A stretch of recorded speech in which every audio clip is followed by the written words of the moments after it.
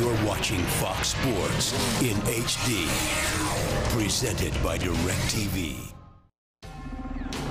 Fox Sports welcomes you to the following presentation of the National Football League.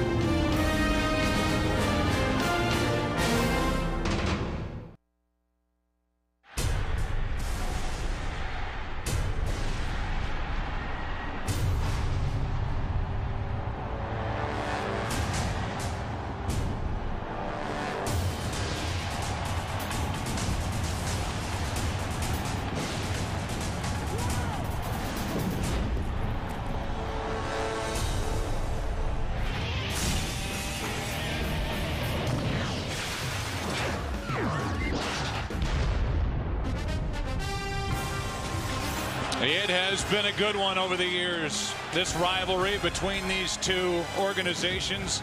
The Philadelphia Eagles, the number 6 seed, taking on the New York Giants, the NFC's number 1 seed. We go down to the field for last-second updates and check in with our Fox Field reporters. Pam Oliver's first up. Pam. Well, Joe, Justin Tuck made a pretty frank admission to me. He said he has some worries going into this game. He wasn't wild about the idle time. He wondered how it's going to affect the Giants' overall rhythm. He also says we got to respect the fact that Philly's coming into this game hot, so we had better start fast. Brandon Jacobs on the other hand, he had a whole different perspective. He says we ain't worried about them. They had better be worried about us. Now let's go over to Chris Myers.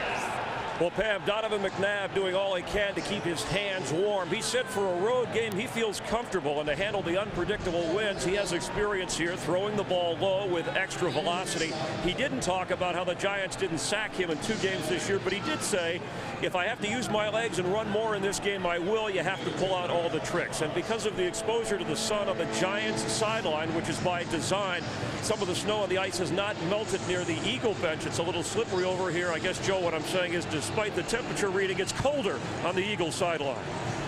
Thank you, Chris. Thank you, Pam. Hence the hat for Chris. He looks like he's in prison break. So it'll be chilly down there on the sidelines. 30 degrees with the wind whipping around. It is cold down on that field, and because of the conditions, the Giants and their head coach Tom Coughlin have decided to have both of their place kickers activated. They're going to have Lawrence Tynes for kickoffs and long field goals. There is Tynes. The Giants won the toss. They receive, and so David Akers will kick it away for Philadelphia.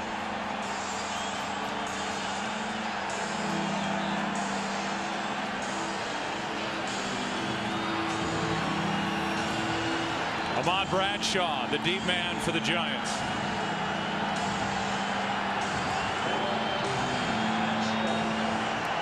And the wind knocks the football off the tee.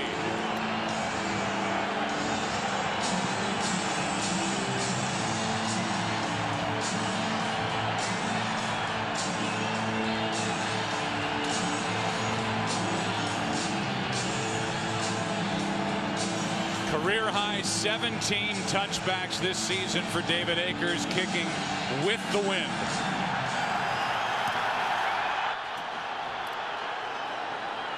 From about a yard deep in the end zone, it's Bradshaw.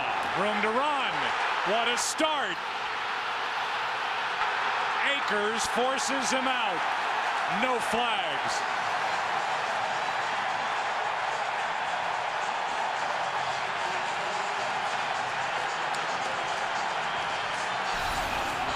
And what did Tom Coughlin tell us just the other day? Field position was going to be real key in this game. You take the opening kickoff, Ahmad Bradshaw starts up the middle, and a great job by the wedge of giving him some clean lanes to run in. David Akers is able to get over there and make the tackle, saving a touchdown. Season-long 65-yard kick return for Ahmad Bradshaw, and the Giants start at the Philadelphia 35.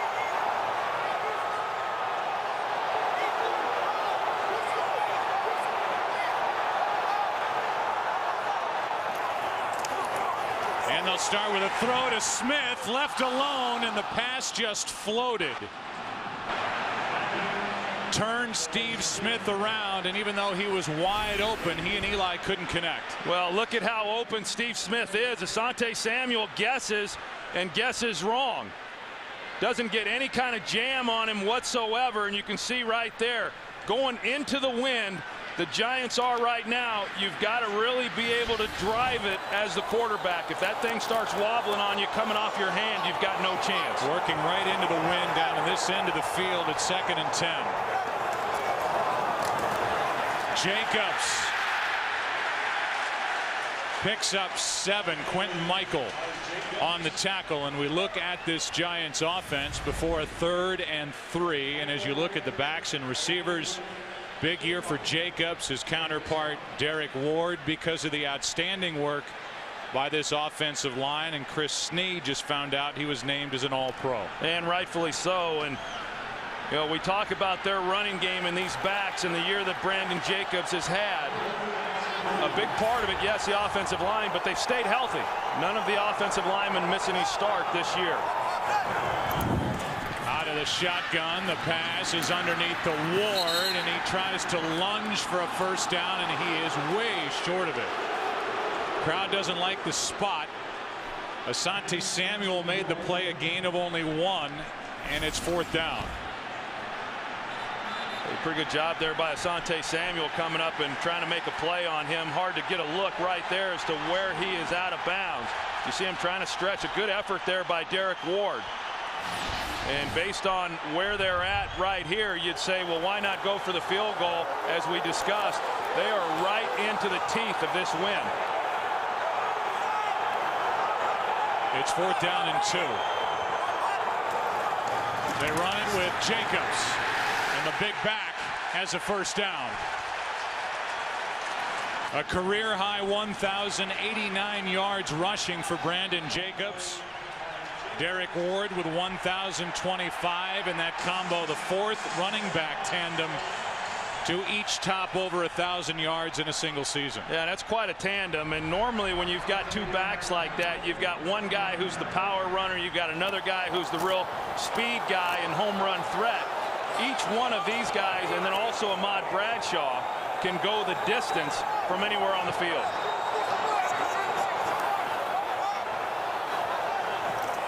A blitz from the Eagles. Giants pick it up. Manning throws and hits the tight end, Darcy Johnson. He has another New York first down. And they've worked Darcy Johnson more and more into the offense here with the Giants. Darcy Johnson, an athletic guy, but the offensive line, you're going to see the protection that they're able to give. They bring a linebacker blitz last week. The Eagles ran a lot of that as well, but you've got Darcy Johnson there on an out route. A ball again from Eli Manning, not real tight, but he's able to get it there before it got defensed. Inside the red zone. First down at the 11. Jacobs, right side. And a good play is made by Brian Dawkins. Just a 2-yard gain. Dawkins is the emotional leader of this defense for Philadelphia. As we say every week, they have a lot of rotation up front with this group. They get Victor Abiamiri back and healthy for their nickel defense up front, and they have a young group of linebackers, not very long on experience, but they are, for the most part, still energetic and moving around the football field awfully well. Yeah, they've played well. Their play has gotten better as the season has gone along, and I think that's why the defense also has gotten better. 2nd and 8, it's Jacobs. And there was nowhere to go. Abiamiri was in on the tackle, and Patterson was there to anchor it up front for Philadelphia. It's 3rd and 8. And Mike Patterson's going to be a real key all day long in terms of trying to slow down this rushing attack of the New York Giants. Patterson has played well all season long, as has Broderick Bunkley. And I know that the Giants have great respect for both of those guys and know that they're going to have to get them moved out if they're going to have any chance. It's 3rd and 8.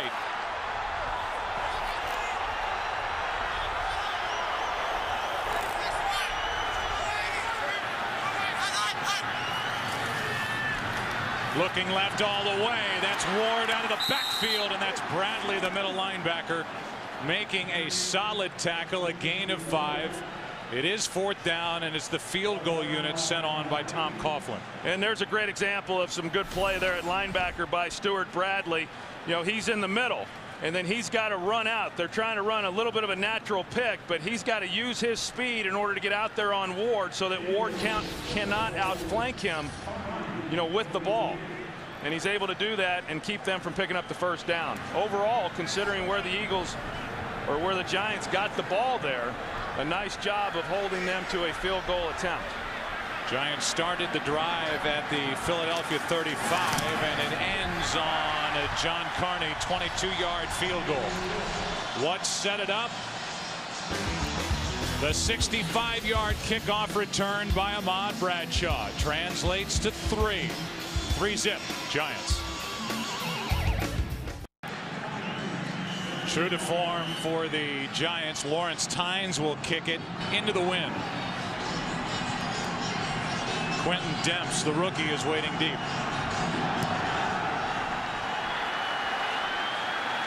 From the 15. Demps hung on to the football, got away from Chase Blackburn, and turns in a 19-yard return. David Akers, boom, made that tackle on the kick return by Bradshaw. Might have been a little shaken up. Phillies ball down 3.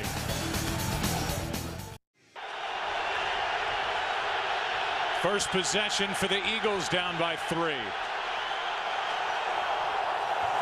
McNabb rolls to his right and fires a laser out to the rookie Deshaun Jackson, who's had a great year, good for 9 yards. He will be featured in the backs and receivers section as we show you the lineups. The offensive group for Philadelphia, Jackson with an Eagles rookie record of 912 receiving yards on the year. And this offensive line, they are, let's say, experienced out at offensive tackle, and John Runyon's playing with a bad knee.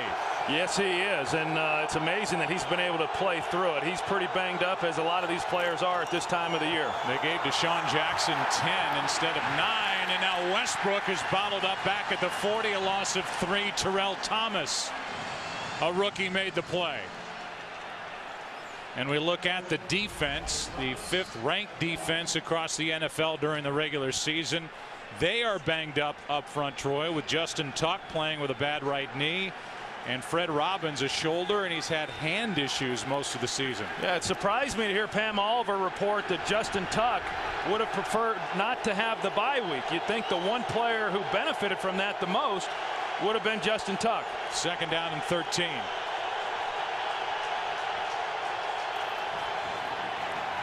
McNabb dumps it off. Buckhalter, nothing. Brought down by Johnson, a loss of 3.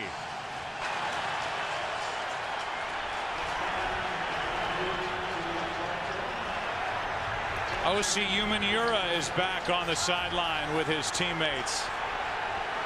Went on IR at the end of August. 13 sacks last year, including 6 in one game here against the Eagles.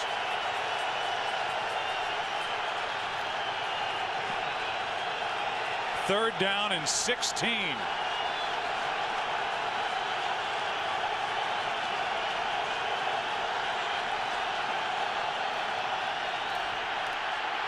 McNabb with time down the middle, fires behind Kevin Curtis. And it's 4th down. So the Eagles offensively do a good job of giving Donovan McNabb some time, but the secondary throughout that series played 6 defensive backs. You've got Corey Webster there on Kevin Curtis. Great coverage. Man-to-man coverage across the board. Nowhere really for Donovan to get that ball. Sav Rocca will punt it with Dominic Hickson waiting deep. And it's a false start against the Eagles. False start.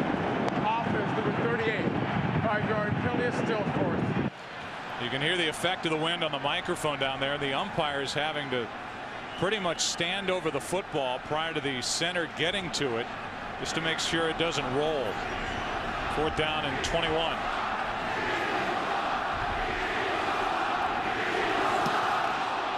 Rocca just got it away. Hickson, penalty flag is down. Now another comes in, and Hickson won't go down. He crosses the 40, but there are 2 flags on the play. An 18-yard punt return, but it doesn't look like it'll stand.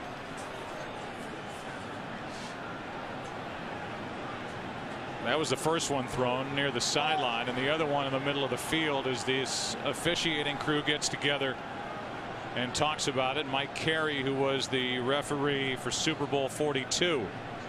The Giants beat the Patriots as the referee here today.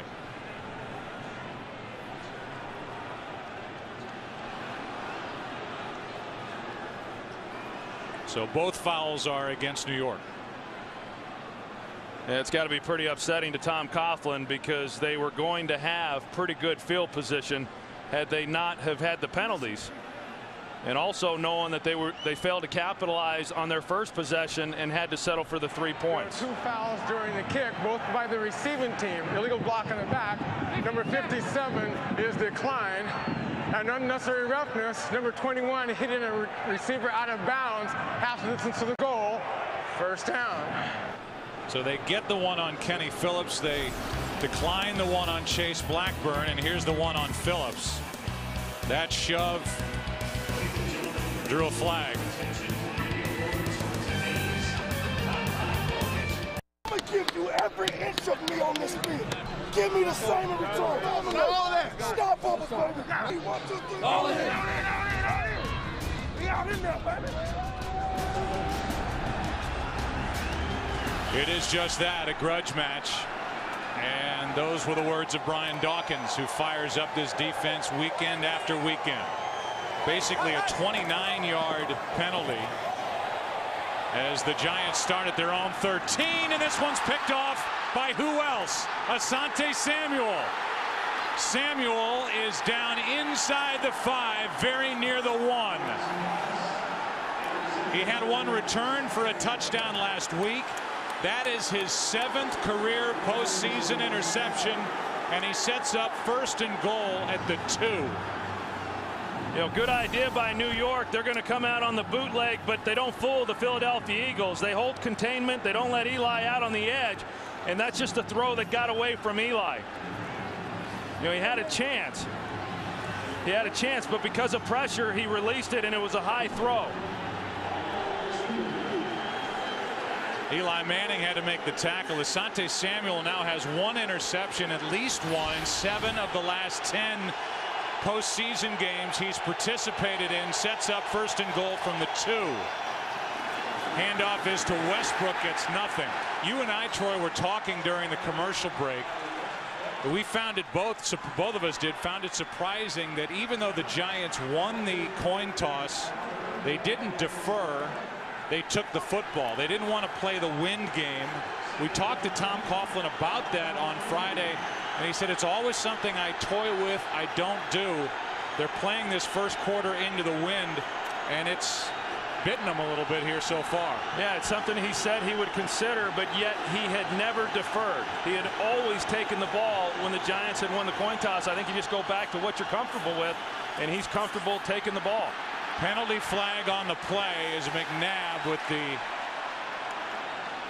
pressure starting to get to him, throws it out of the back of the end zone in the direction of Kevin Curtis. And we'll get the call from Mike Carey. Holding. Defense number 22. Half the distance to the goal, automatic. First down. Well, it's not 22. I can say with certainty, and Tom Coughlin knows that there's nobody that wears number 22 on his defense. This could be it, right in the slot with Michael Johnson. Yep, might be. Yeah, well, that would draw a flag because you cannot go to the headgear as a defensive back on a receiver. So back to 1st and goal, back to Westbrook trying to leap in, and he did not get to the goal line. Danny Clark was the first one to meet him in the air. A gain of 1 at 2nd and goal. I tell you, this is an area of the field for Philadelphia where they have struggled, you know, throughout this season, trying to run the football in from down around this area, from the 1-yard line, 2-yard line. 3-yard line, and I wouldn't be surprised. In fact, I would expect to see some play action here. It cost them the game at Chicago. They didn't have Westbrook active in that game. They were 0 for 1 in the red zone last week at Minnesota. McNabb keeps it, tries to break the plane. Touchdown, Philadelphia. The dangerous move of exposing the football as he lunged toward the goal line, and according to this officiating crew, he broke the plane, and the Eagles take the lead. Yeah, you always worry about that. You see clearly the ball got across the goal line, and it was a touchdown, but you always worry when you stick the ball out like that that someone will knock it out prior to the ball crossing the goal line. But a good job by Donovan McNabb of getting that one in. So Eli Manning throws the interception, and the Eagles turn it into 7 quick points. Manning, who threw only 10 picks and turned it over just 12 times all season, threw the interception to Asante Samuel. Dawkins is pumped. Eagles lead by 4.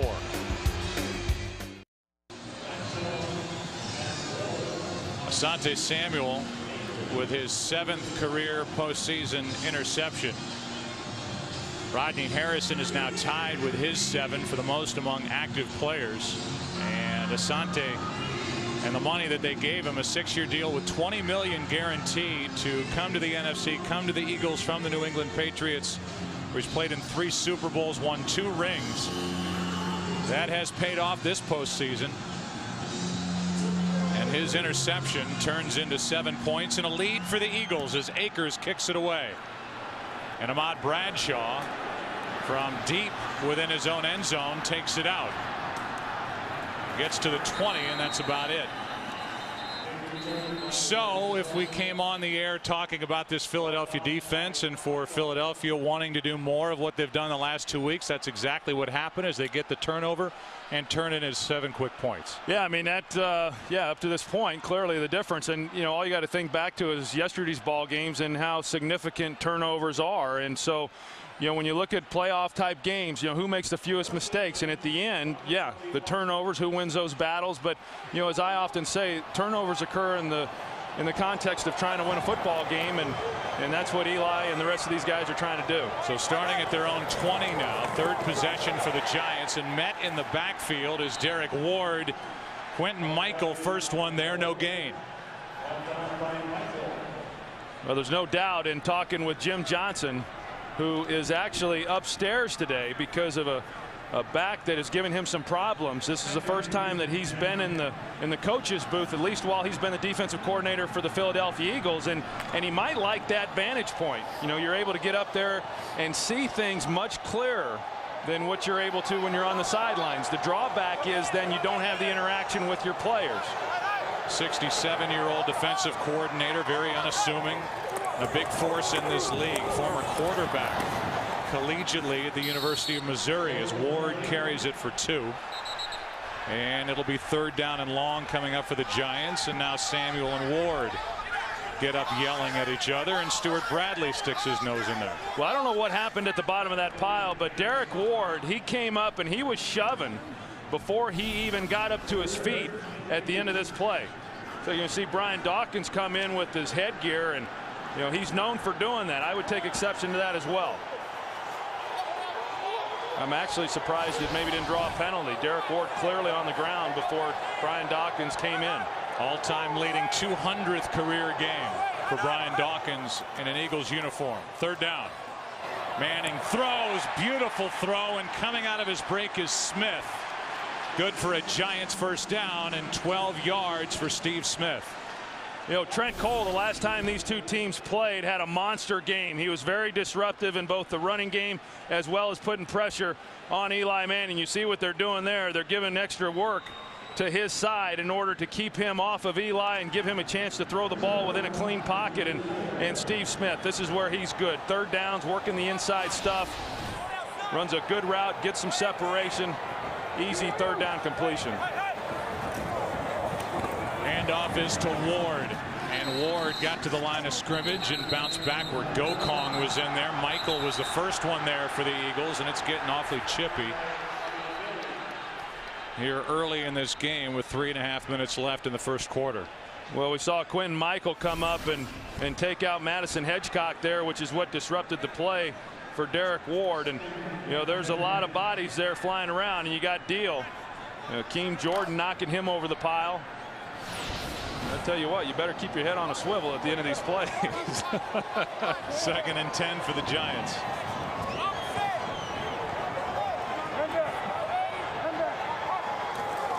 Blitz from the Eagles. Ward over the left side. Not much. Picks up a yard. It's 3rd and long again with Bunkley making the play. Well, and this is what Jim Johnson talked about the other day, is we are going to put an extra guy in the box, and we're going to do everything we can to shut down their running game, whether that's Derek Ward in the lineup, as he has been on this possession, or Brandon Jacobs. But they wanted to get them to 3rd and long. That has been the key to the Eagles' success, and certainly the key the last time these two teams played. Get them to 3rd and long, and then they can start bringing the pressure on Eli Manning. Since the interception, the Giants have run 5 plays, 4 on the ground. It's 3rd and 9. A pocket for Manning, who throws a floater to Toomer, incomplete, out of bounds. And so 4th down now for New York, as the Eagles defense forces another punt. I tell you, Asante Samuel is able to get a jam on Amani Toomer, but then Samuel goes inside and leaves Toomer wide open on the sideline. Eli's able to find him, but he's having a hard time throwing the tight spiral to drive it through the wind. Every time he's tried to get one down the field, the wind has gotten a hold of it and really has made it balloon like a kite. Fiegels is having maybe his best year.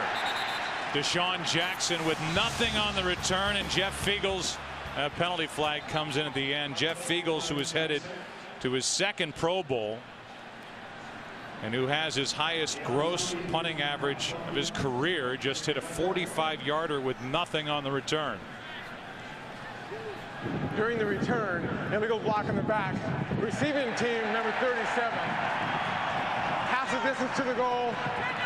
1st down. And that's Considine. Not much, but a penalty, and that will move the Eagles closer to their own end zone. The last Eagles drive started 88 yards closer to the Giants' end zone. This one starts at their own 10. And good play by Michael Johnson off the edge, brings down Westbrook, a loss of 1.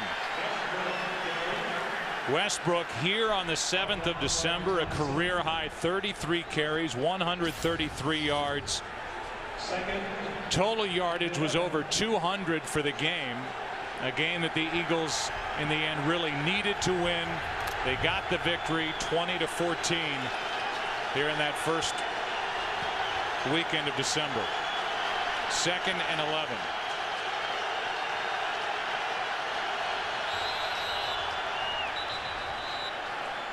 And movement. L.J. Smith. False start. Offense number 82. 5-yard penalty. 2nd down.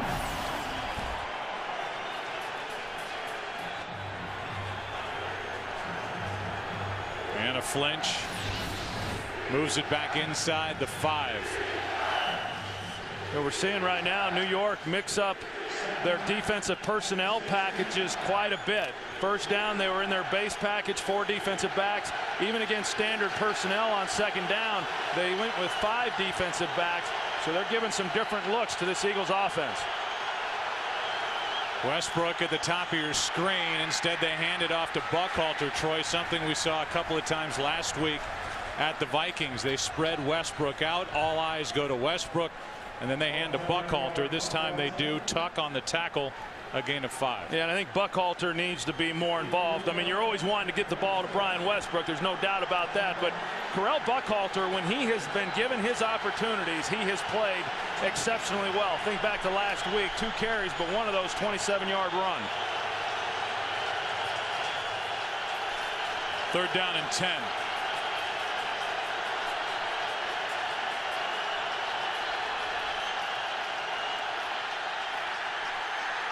McNabb gets rid of it. The pass through the hands of Avant. And with 12 seconds left in the first quarter, Philadelphia about to punt it back to the Giants. Well, as we know, Steve Spagnuolo worked under Jim Johnson for a few years there with the Philadelphia Eagles, and he likes getting an offense into 3rd and long as well. You've got Terrell Thomas coming around on the blitz, and he just misses knocking that ball out of McNabb's hand before the throw.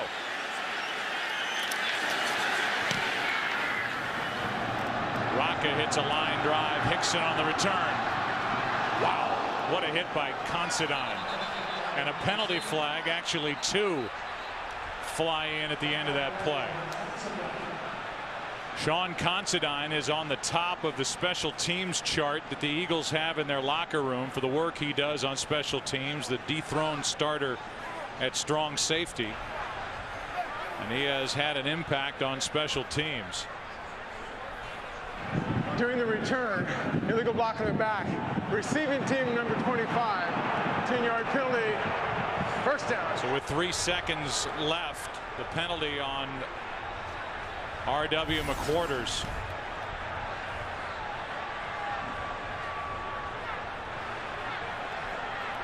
And number 25 is guilty of the block in the back on the former Giant, Tank Daniels.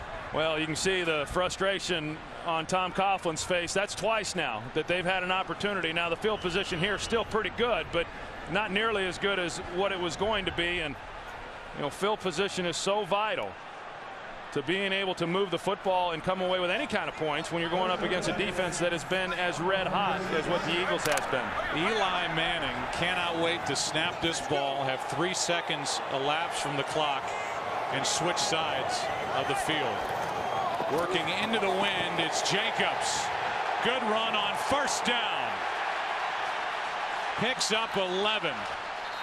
And for the Giants, a solid end to the first quarter. We are done with 1. The road team, Philly, up by 4.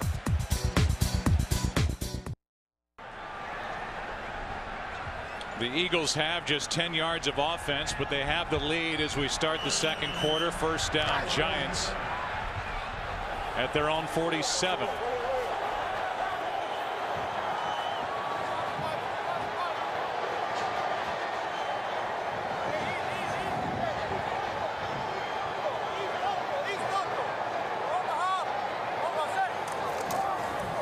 Jacobs tries the right side, a little cutback, picks up 2. That's a penalty flag, and that's Tom Coughlin, head coach's reaction to the penalty flag. One's yellow and one is facially red. Yeah, there's never any confusion as to how Tom feels about anything. And just knowing, one, he just doesn't like penalties, but knowing how important, you know, I've talked a little bit about it already here in this first quarter, how important field position is, and when you shoot yourselves in the foot and you give that up, that's frustrating. Toss to Jacobs, running left. Gokong made the play, and Jacobs picks up 1. So a 3rd and long coming up. And for Philadelphia's defense, I know that was a second down play, but what they were good at this year, they were number 1 in the NFC in what they allowed the opposing offense to do on first down. Only 4.1 yards on first down on average. And so eventually that translates into 3rd and longs. And that's when this Philadelphia defense comes at you. Yeah, and then that translates into being second best in the National Football League, stopping teams on 3rd down. And then that means that your offense gets the ball back. A blitz. Manning slides, throws, Smith out of his reach. It was there. Manning missed him a little too deep, and it's 4th down. Yeah, Steve Smith, he's able to get by him. You're going to see Sheldon Brown, who's in coverage, and he's got safety help over the top, but Dawkins was a little late getting there, so a better thrown ball, and Steve Smith is able to make a play in behind the safety coverage. But you know, now New York is throwing with the wind, so that presents another set of challenges for a quarterback throwing with the wind. Fiegels hits it. Kind of a knuckleball that takes a bounce, and it's still alive. Down by Zach Diassi. Terrell Thomas knocked it back into play, and Diassi got on top of it at the 5. What a good play by the rookie Terrell Thomas. And now Philadelphia will take over at their own 5, up 7-3. The Eagles' first play today was a 10-yard completion to Deshaun Jackson. Since then, they've run 9 plays for no yards, but they have a touchdown.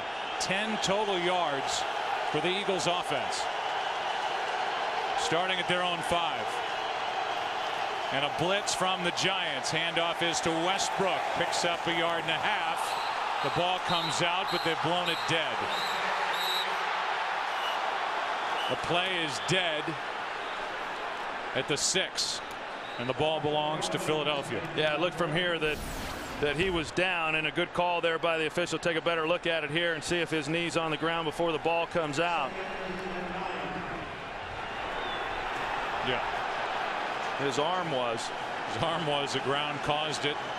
It's 2nd and 9 from the 6. But I'll tell you, this Giants defense up to this point has done a good job on Brian Westbrook. That was a #1 priority coming into the game, and they've accomplished that so far. Another blitz. McNabb is in trouble. Just flips it out of there.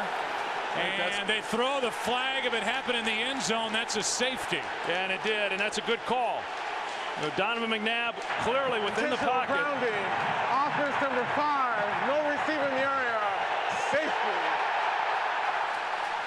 That's a good call. Donovan McNabb was clearly in the pocket and trying to avoid the sack. Throwing it out. No receiver in the area. You're going to see as he drops back. Good pressure there. Justin Tuck coming off the edge. He's the first one there, and just an attempt to get it out.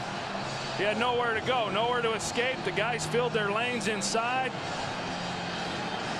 Good defensive stand. And so how about that?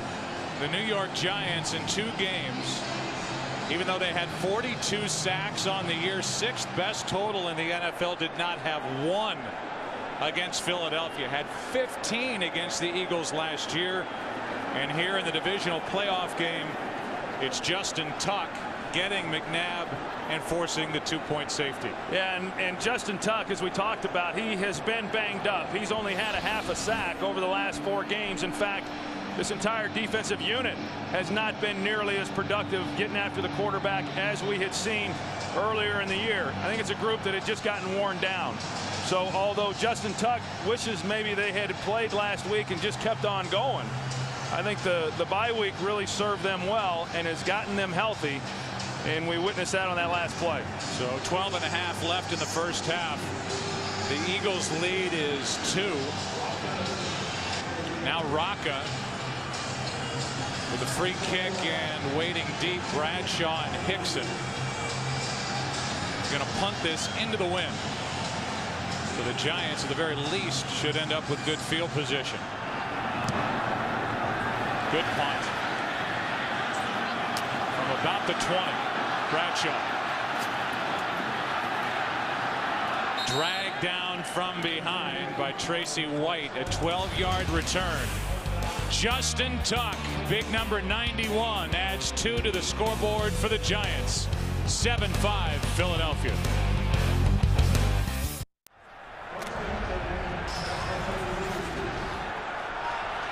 Watch Antonio Pierce on the sideline talking to the line judge about the center. Jamal Jackson of the Eagles jerking his head prior to the snap.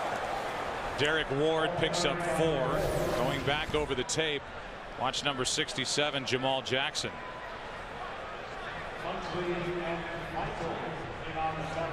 Yeah, I didn't see much there, but it never hurts. I don't blame Antonio Pierce for going over to the line judge and saying, hey, you know, I want you to take a look at this. You know, as a center, you can't jerk your head up. They would throw a flag on that. I don't think Jamal Jackson did anything wrong from what we just saw, but, you know, why not at least plant the seed if you're Antonio Pierce? 2nd and 6.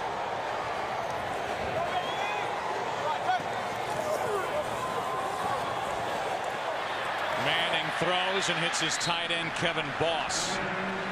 And Boss, from where they're spotting it, looks like he's got enough for a first down.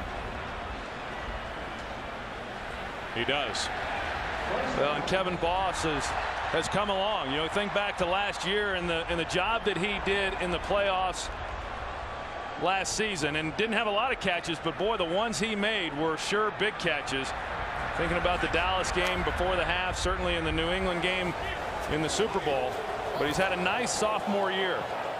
Last year took over for the injured Jeremy Shockey. Shockey did not have a touchdown this year for New Orleans. Boss had 6 for the Giants, a gain of 3 by Derek Ward. And we look ahead to next weekend. It will be the late afternoon window in the NFC Championship game. The Arizona Cardinals are in. If the Eagles win here today, the game will take place in the desert. If the Giants win, the Cardinals have to come east. I tell you what, congratulations to Ken Wisenhunt and that entire team. Clancy Pendergast, the defensive coordinator, doing an outstanding job. That defense right now has surprised a lot of people in how well they were playing. Forcing 6 turnovers last night. This one was almost won by Manning. A penalty flag is down as Quentin Michael stepped in front of Kevin Boss. And a flag is down on the play. Illegal hands to the face. Defense number 55. 5-yard penalty, automatic first down. So that's Stuart Bradley, and even had Michael stepped in front, it would not have held up. And we take a look at the penalty by Bradley. Yeah, he's right here in the middle. He's your middle linebacker, and see exactly what it is that he does. He comes in on the blitz, and yeah, he's got a whole look like of Sean O'Hara there, you know, right underneath the helmet. That's a big penalty. You know, right now what we've seen of Eli Manning in terms of throwing the football, he's just been a little bit off. I mean, there's been some opportunities for him to be able to make some throws and get some completions. It just has not happened. And even that last one got behind him, and yeah, there was the penalty, but that ball could have been intercepted. Manning throws, looking for Boss. Forced out by Bradley. One of the better throws, and 21 yards to Kevin Boss. They come right back to the same route to Kevin Boss. This time, however, instead of having a safety on him, they've got Stuart Bradley in coverage. And once Stuart Bradley was inside and having to play inside out with an outside breaking route, as long as Eli got this ball to the outside, it was going to be an easy completion. 5th round pick last year from Western Oregon, Kevin Boss. 33 catches on the regular season. Here's Jacobs. Cannot get around Parker, and Michael is there to finish up. No gain. Under 10 to play in the first half. The Giants moving it now, down by 2. Well, I'll tell you, the Eagles are really overselling in order to shut down the run.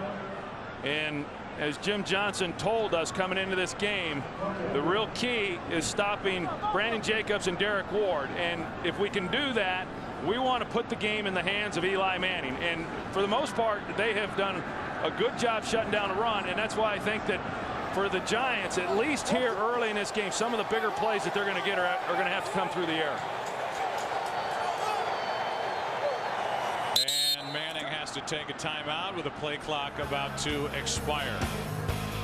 2nd down for the Giants when we come back as they trail by 2.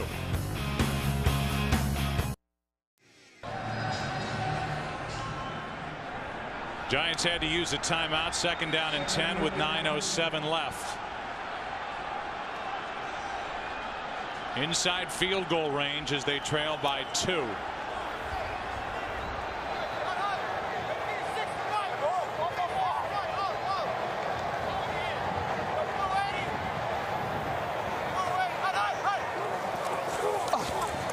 A blitz, the pass for Hickson, cannot get to it.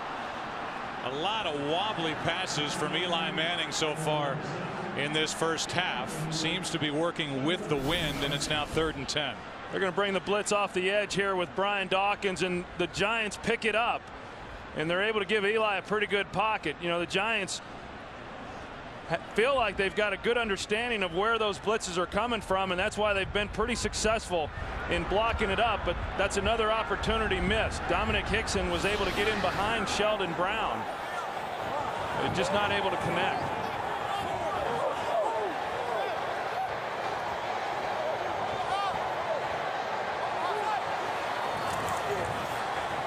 Pressure on Manning, who drops it off in the direction of Boss and just happy to get rid of it. It's now 4th down in the field goal unit, and John Carney will come on for the Giants, trying to regain the lead.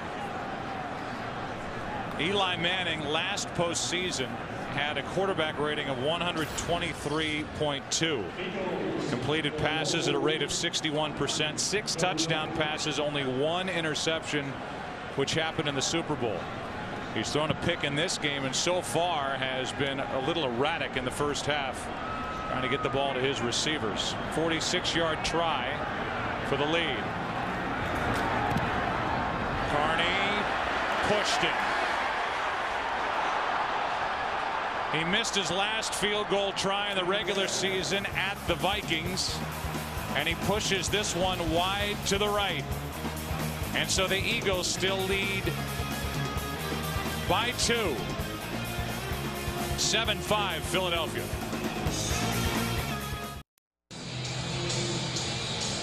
Now it's Donovan McNabb's turn to work the official. In this case, referee Mike Carey. Still talking about the safety. Yeah, he made it 7-5. He's trying to say that he got hit as he was throwing, and that's why the ball came out and was in the area of no receiver and should not have been a safety. Nice try. Taking over at their own 36, it's Westbrook. Westbrook gets nothing, rather Buckhalter. And Buckhalter stopped at the line of scrimmage. Let's go down to the field and Chris Myers. And on the Eagles sideline, McNabb through most of the first quarter talking about the wind and how when it was behind him, it would push the ball upward and in the air. Now he's looking into the wind, and Donovan sleeveless, gloveless, and said before the game if it gets cold, he'll put a glove on his left hand. He'll go bare hand, but the wind is more the issue. Yeah, and that's what we've seen from Eli Manning, you know, throwing with the wind, then the ball tends to sail away from you. On 2nd and 10, pass is complete. That's Brent Selleck. Selleck is out across the 40 to the 41, a gain of 5. So far, if the story was Westbrook coming in 5 weeks ago, he had 203 total yards here at Giant Stadium against the New York defense. So far, -3. -3 yards for Brian Westbrook, the biggest weapon for the Eagles. Well, the Giants have got to feel good about that, but they know they've got to do it throughout the entire ball game. Think back to last week. The Vikings, that is, had him bottled up throughout the entire ball game, and then all of a sudden he catches a 70-yard screen pass for a touchdown, which ultimately was the difference in that game. Play clock is down to 1. They throw the flag, but a timeout was taken. Timeout. Philadelphia, their first 30-second timeout. Take a look at the season review for the New York Giants. Michael Strahan retires. Osi Umenyiora lost during the preseason to the knee injury. They come off the Super Bowl and have an 11-1 start, best in Giants history. Plexico Burress self-destructs. They beat Carolina here a few weeks ago to clinch home field advantage. That was their only win, Troy, in their last 4 games. All of that coinciding with a loss on the field of Plexico Burress. Yeah, and a lot of discussion coming into this game about the fact that they had lost 3 of their last 4. And, you know, the players and coaches, as you would expect, pointed to the fact that when they had to win a game against Carolina and clinch home field advantage, they did that. I think more importantly, you think back to last year, they had lost 2 of their last 3 going into the playoffs last year, and it didn't seem to affect them. 16 total yards in this half for Philadelphia. 3rd and 5. Over the middle, pass is caught and hung on to by L.J. Smith. First down, Philadelphia.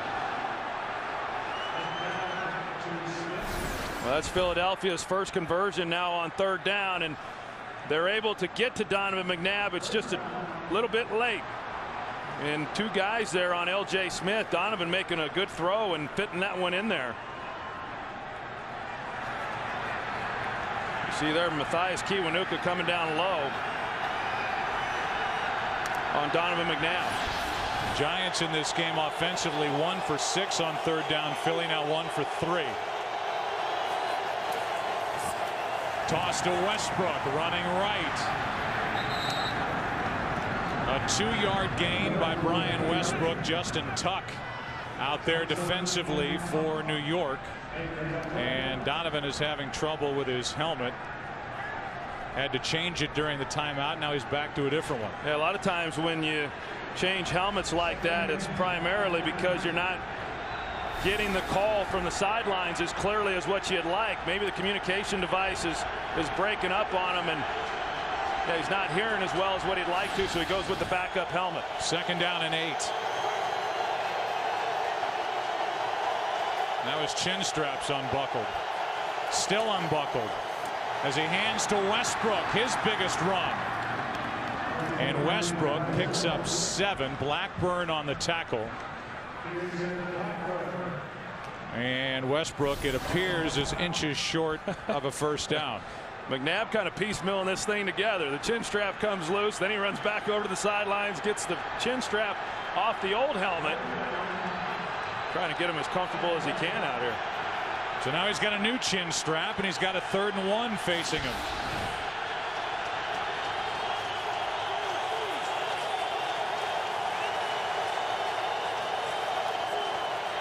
That's Buckhalter. And that's a good run on 3rd and 1. Correll Buckhalter fought his way for a 1st down. It is a good run, Joe, because the Giants did a pretty good job of clogging that thing up inside.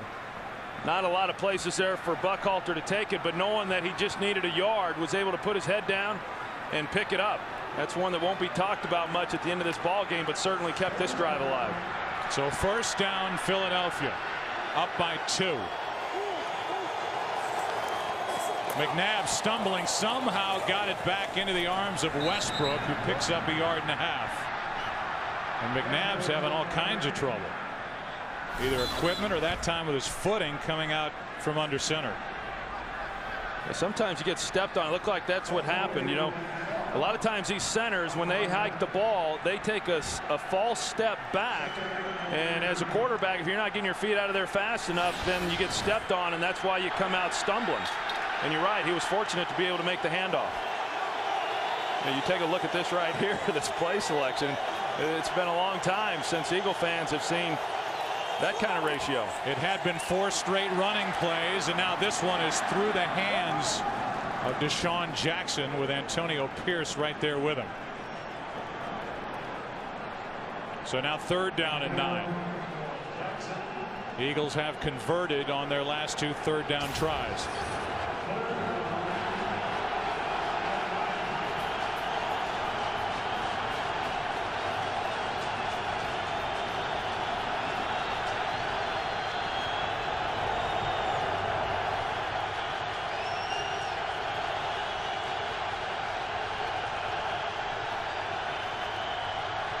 A blitz. Thomas came unblocked. The pass picked off by Dockery.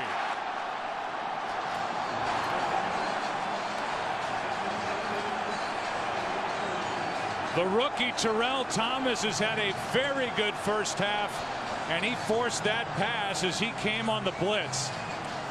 He sure has, and he's been very disruptive in the backfield. They've used him a lot now off the edge, and he's the guy who gets in Donovan's face and forces the throw a little earlier than what Donovan would have liked. Deshaun Jackson, you know, they're on an opportunity to get by Dockery, but we talked about it, going in that direction that the Eagles are headed in right now, right into the teeth of the wind. And it's very difficult then, especially under duress, to try to get that ball as far as you needed to try to get the completion.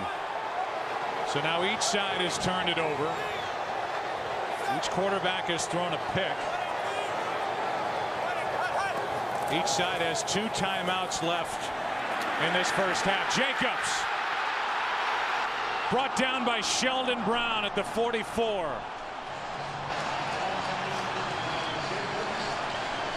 A 24-yard gallop by Brandon Jacobs. Well, they don't talk a lot about Madison Hedgecock, but watch the job that he does coming off the line of scrimmage and how he leads the way then for Brandon Jacobs. A nice block on Quentin Michael, the safety, gives him a lane, and out in the open field, we all know Brandon Jacobs, a big man and very difficult to bring to the ground. Yeah, not going to go down on the arm tackle try. That was the longest play from scrimmage of this game for either team. 24 yards, and now Derek Ward over the right side picks up 5. Stewart Bradley on the tackle for the Eagles. You know, Sheldon Brown, who's on the opposite side of where this ball was run, comes all the way across the field, and he's the guy who ultimately makes the play. Great hustle on his part. It's a 24-yard run by Jacobs. He has 49 yards in the game. The Eagles have only 39 yards of offense. 2nd and 5.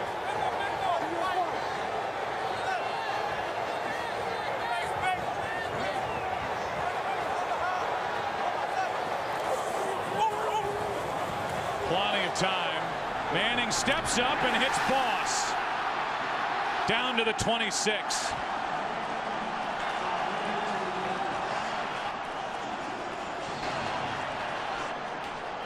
Stewart Bradley fell down in coverage, and Kevin Boss is good for 25 yards. Well, Eli Manning was looking elsewhere, but when he steps up into the pocket off the play action, it forces him then to get his eyes right to his tight end.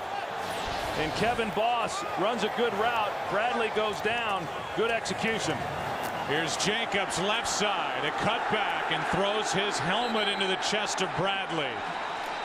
That'll take us to the 2-minute warning. A 5-yard run by Jacobs after the 25-yard pass to Boss. Giants moving it down 2. This telecast is copyrighted by the NFL for the private use of our audience. Any other use of this telecast or of any pictures, descriptions, or accounts of the game without the NFL's consent is prohibited.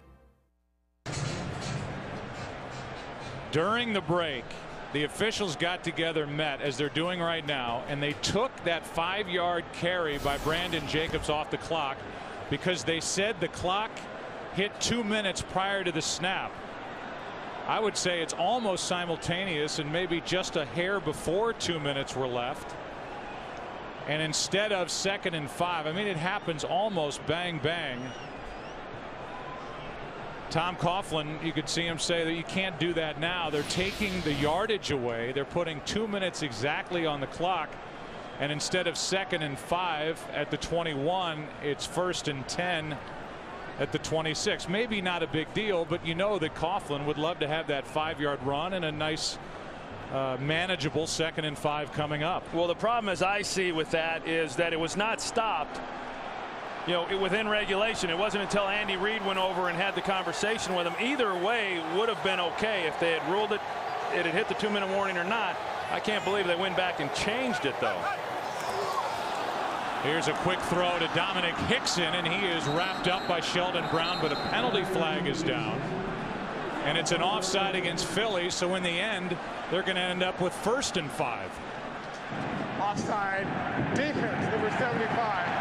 5-yard penalty, 1st and 5. It's Jaquay Parker, and in the end, the Giants benefit from all that because they get an extra down. And instead of 2nd and 5 from the same spot, it's 1st and 5. You know, Andy was pretty proud of what he was able to get pulled off, but you're right. Now the Giants are in better shape than what they had been if they had been allowed to run that play. So 1st and 5 from the 21, down by 2.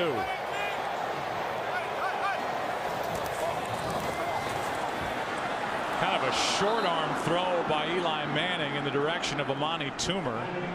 Off his right hand, incomplete. Well, we saw that Eli Manning's wearing a glove on his left hand. He has never worn a glove on his right hand. In fact, the last time he even wore a glove on his left hand was in the NFC Championship game. It's primarily, you know, when it's cold that he does that. Now we got Kareem McKenzie, the right tackle, going off the field. And Kevin Booth should be then coming in his place.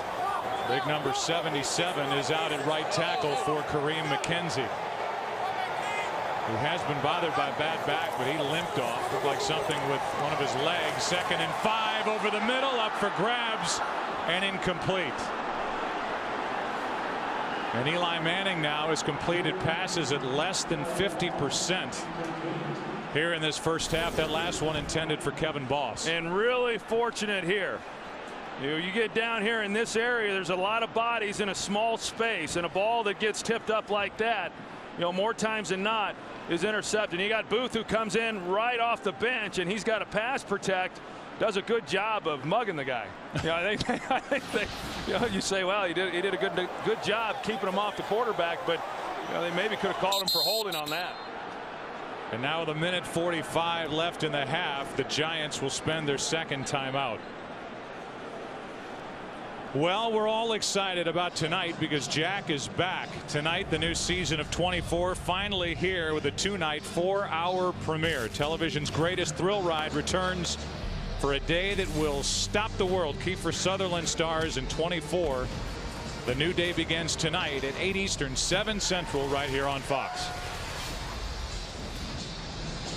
In the end, this has just been an inconsistent and not a very good first half by Eli Manning, any way you look at it. Yeah, he's not as sharp as what we're used to seeing him, and the wind is a factor. I think the cold is a factor also. You know, we see him trying to keep his hands warm, but he's not been real sharp with the football here in this first half. Most points in the NFL in the last 2 minutes of the first half. They have a chance here, 3rd down and 5. Quick throw to Ward, trying to get a block on a screen, and Ward is brought down by Darren Howard, close to first down yardage, but looks to be maybe a hair short, and Philadelphia will spend their second timeout. More than a hair. They mark it back at the 17, a yard shy of a first down. It's 4th and 1. Tom Coughlin trying to make a decision here as to what he wants to do. I think the decision should be pretty clear. Take the field goal, try to get the lead, and see what happens defending with the wind at your back here at the end of the half. Yeah, and I'm wondering what the hesitation is, because I would agree with that. I think right now, if you look at it, a 7-5 ball game, a minute and a half to go, you know, you have an opportunity right now to take the lead. I think you take that, and you feel good about it going in. I mean, right now, yeah, would you like 7 points? Absolutely. But if the Eagles were to make a stop here, all the momentum then going in at half, forget the fact that the Eagles could go down here and get some more points of their own, but all the momentum then would be clearly behind the Philadelphia Eagles. And here they come. So the field goal unit comes on. Carney missed his last try from 46. This is roughly a 35-yard field goal for a guy who during the regular season had 2 field goals blocked. Missed one, which was his last attempt at the Vikings week 17, and that's it. He's headed back to his second Pro Bowl.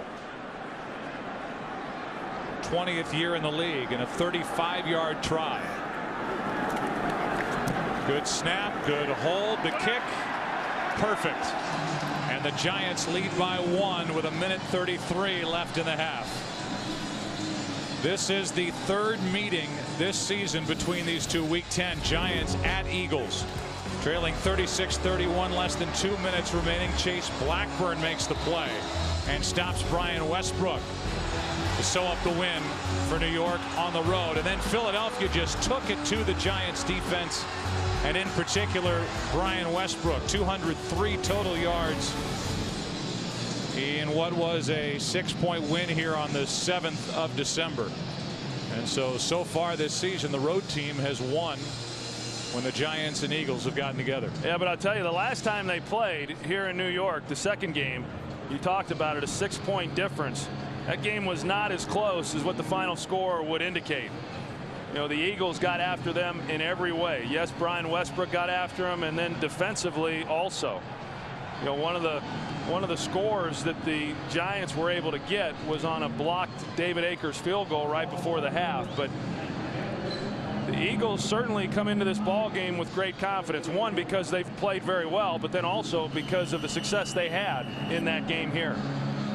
And meanwhile, we've talked about the poor first half by Eli Manning. How about the other side and adjustments that need to be made offensively, whether it's here at the end of the first half or at halftime by Andy Reid for an offense that has 34 total yards here in the half. Yeah, I mean, they've got to feel pretty good about the fact that it's an 8-7 game. I mean, as poorly as they've played, 34 yards, and the field position that the Giants were afforded in that first half, the Giants, that is, just failed to capitalize on that. Tynes kicks it away. Quentin Demps from just outside his end zone. Gets to the 25, and that's it. Plays made by Phillips. the rookie safety. Coming up on the Visa halftime report, Kurt, Terry, Howie, Michael, and Jimmy. Highlights from this divisional weekend of the Fox Sports Ticker will keep you updated with up to the second stats. Tennessee Titans have to wake up today just sick about how their game unfolded yesterday against the Ravens. Congratulations to Baltimore. But I thought watching that game, Tennessee outplayed them, but the turnovers just killed them. Yeah, they don't feel any better in Carolina today either. You know, and you work so hard to get a first-round bye and play at home, and to not take advantage of that, it's a long offseason. Out of the shotgun, pass to Selleck, and he turned and was ready to run before he made the catch. Kept reading all week about Steve Spagnuolo saying 22 eyes on defense on number 36.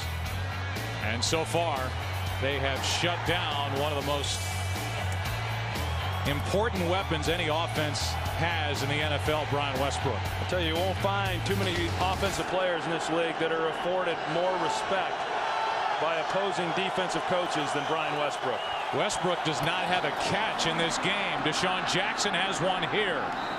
To the sideline, has a first down, and out of bounds just short of the Philadelphia 39. I was going to say, you know, 22 eyes on Brian Westbrook. They might want to put a couple pair on Deshaun Jackson, because the first time these teams met, Deshaun Jackson had a pretty good game, and he's pretty explosive himself. You see him going across the field, but you know, you get so focused on Brian Westbrook, and as they should, they've got to be able to control him like they have.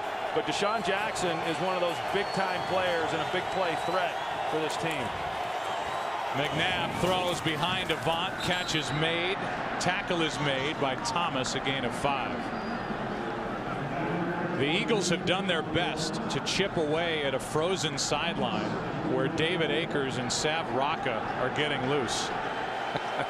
Akers has got a big leg and has not ever had a lot of success here at Giant Stadium, as Westbrook makes his first catch of the game and is out of bounds at the Giants 49. So on a frozen area of the sideline, Akers is getting loose, and in his career he's 11 for 22 overall, which includes 3 for 5 here against the Jets in this stadium. And I bet a number of those misses have come and going in this direction, because they're going to have to get a lot closer than they normally would to get in David Akers' range going into this win. 47 seconds remain. Philadelphia has a timeout left.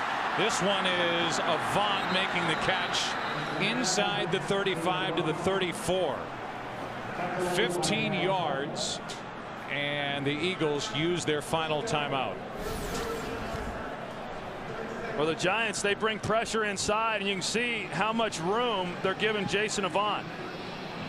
And he just runs a square in, and Donovan McNabb puts it right on him. You know, up until that point, their completions had been underneath things and doing a good job. Donovan was of managing the clock, getting some good yards, get out of bounds, stop the clock, and then they take the shot into the middle of the field. I'm a little surprised, however, that they burned their last time out with 40 seconds left. They could have gotten up there with the first down and clocked it, or they could have even run another play and maybe saved that last time out, you know, for the field goal team at some point later in this half.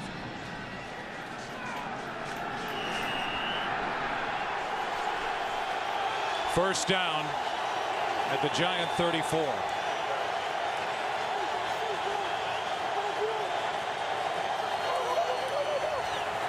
McNabb near the sideline. Deshaun Jackson with a catch, and he rolls out of bounds at the 25.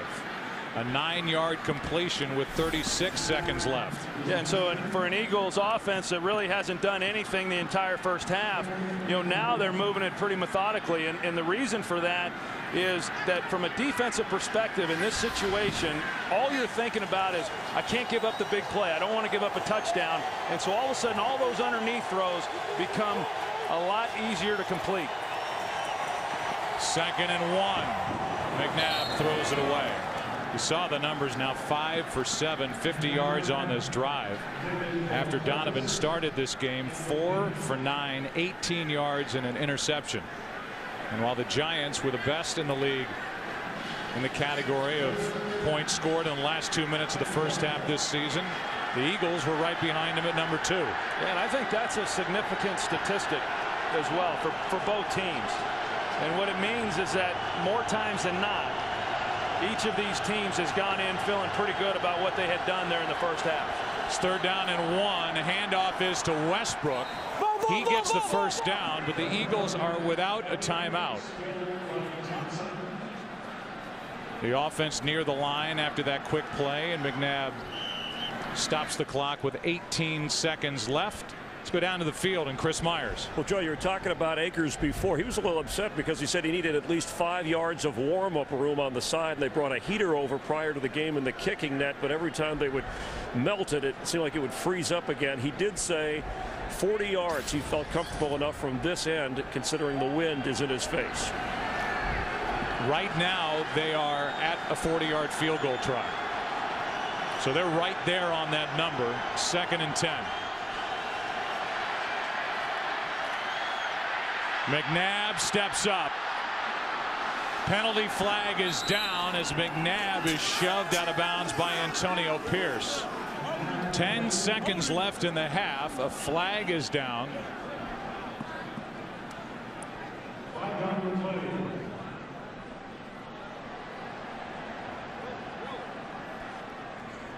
While the quarterback was in the pocket, illegal contact, defense number 58. 5-yard penalty from the end of the run, automatic. First down. So a 5-yard penalty from the end of the run. It's Antonio Pierce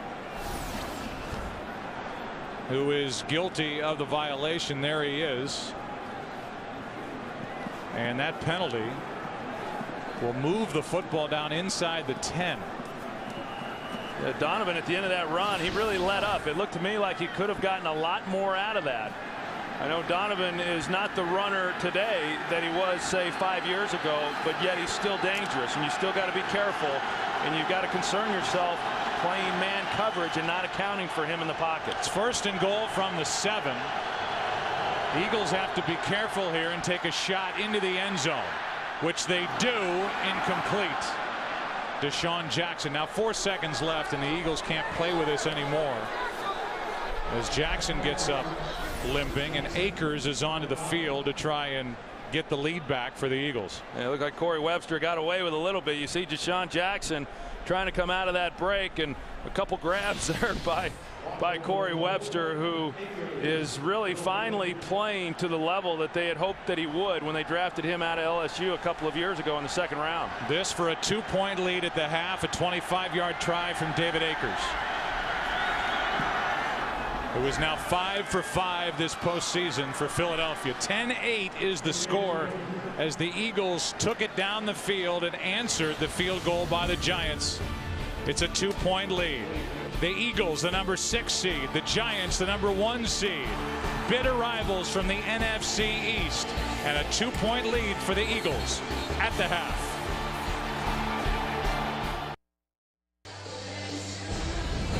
It is an emotional divisional playoff game. The New York Giants, the Philadelphia Eagles. And only 2 points separate the teams at the half. The road team, the Philadelphia Eagles, up by a couple. 2nd half coming right up.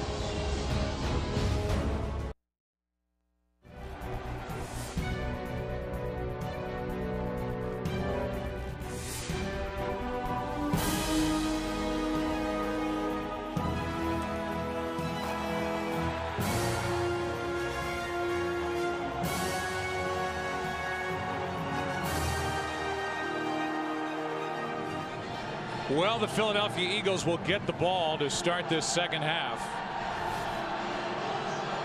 And they will be working in the same direction they were just headed moments ago when they got it down the field, got it inside the 10-yard line, and Donovan McNabb finally was able to put something together offensively to come up with the 25-yard try for Akers. He was good. It's 10-8. Brian Westbrook has not been a factor to this point. Brandon Jacobs, who's been pumped up all week, continues that to start this 2nd half, and these two clubs are battling for a date with the Arizona Cardinals next Sunday. Yeah, and I think I'd go with a little more Brandon Jacobs in the 2nd half. I mean, you think back to the first game between these two teams. He ran the ball very well in that game. He ran it well the second game also. although he was unable to finish that game because of an injury. And in this first half, he's run the football well. I think I'd ride him until he just couldn't go. So the Eagles will play into the wind in this third quarter, and as Jimmy Johnson mentioned at half, play with it in the fourth quarter. That could definitely be a factor. Tynes kicking with it, hits it to Quentin Demps on the return. Plenty of room to run, and Demps is forced out by Tynes after a big return. Demps is out to the 47. And a 46-yard return gives the Eagles a great starting point here to start the second half. Yeah, kind of the way the game started with the Giants and Ahmad Bradshaw getting the kickoff and taking it down the field and giving his offense great field position. Demps does it here. And he's able to get to the edge. Good job of blocking. So now the Eagles, who had 63 yards on their last drive after compiling only 34 before it, start with a throw to Avant. Jason Avant has become a favorite target for McNabb. Good for just 2. Down to the field, and Pam Oliver. Well, Joe, the Giants trickled into the locker room with a lot of animated voices saying, let's go. Let's get this puppy on the road. Tom Coughlin, meantime, said, at least we've got to get some drives going to get to the red zone at least. He also said that Eli Manning, I asked him, you know, is he kind of playing like he's frozen solid? He said, well, you know what? At least he's got to do is get some more accuracy than he has in the first half. Back to you. All right, Pam, thank you. This one is batted down and now ends up in the arms of Robbins. Big Fred Robbins is tripped up.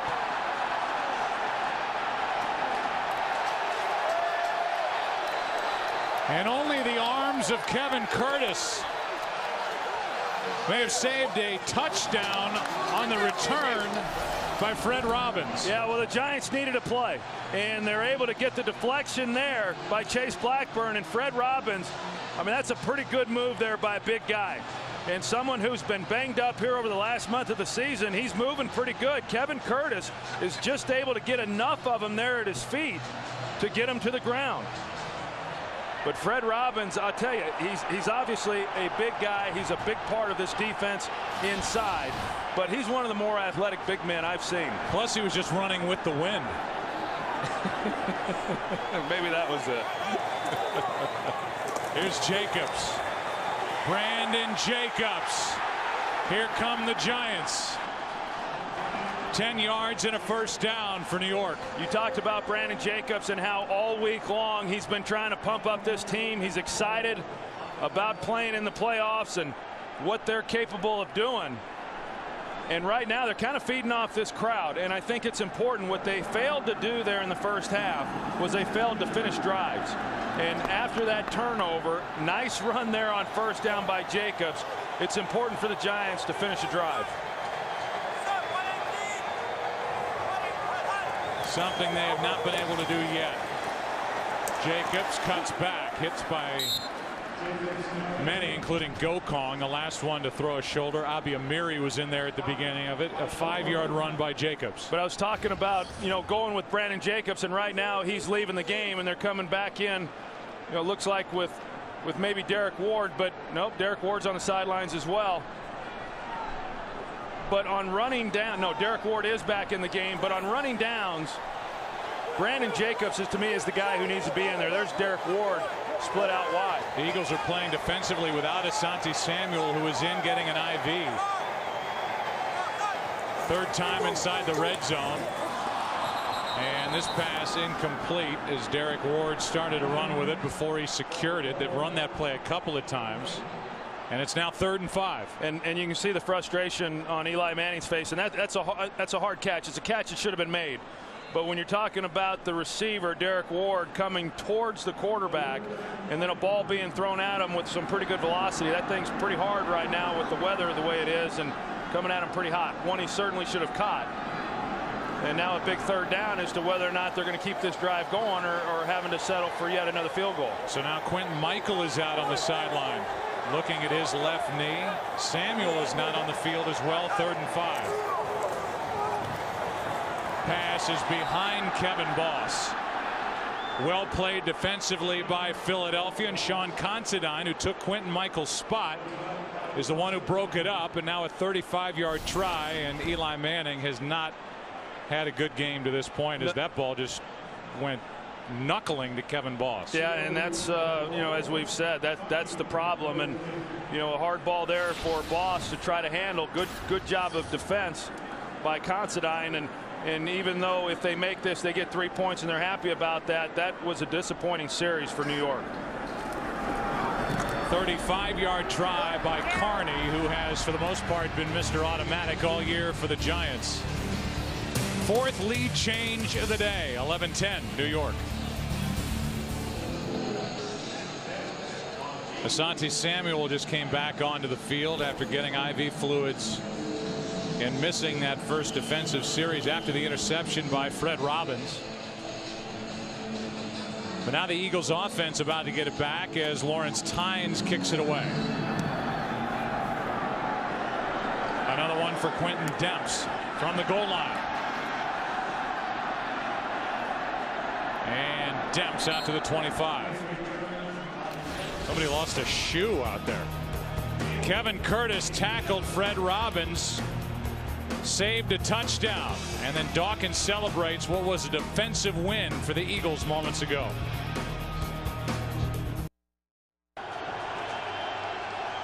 Starting at their own 25, now down by 1. Philadelphia fakes the handoff. They roll out McNabb, and the pass is off the fingertips of Brent Selleck. I'll tell you, neither quarterback has really been able to throw the ball with much effectiveness, and obviously the wind is playing a role in that. I think the cold is also, but even on some of these shorter throws, those are not difficult throws to make really under any conditions, and yet they've struggled even with some of the more simpler throws.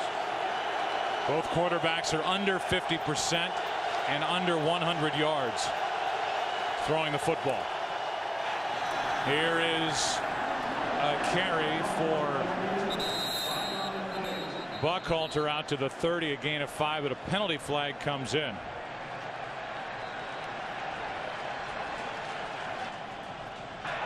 Holding offense, number 79. 10-yard penalty is still second down. They get Todd Hermans, who Andy Reid will tell you has played the best out of anybody up front along his offensive line. Yeah, a guy who a year ago really struggled, was very disappointed in the way that he played, but he's come on this year and played very well. There he is at left guard, and you see the hold there that he got on Michael Johnson.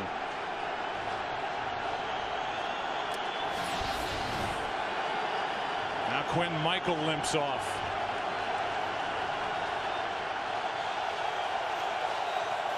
They fake the handoff, and that's behind and over the head of Brian Westbrook.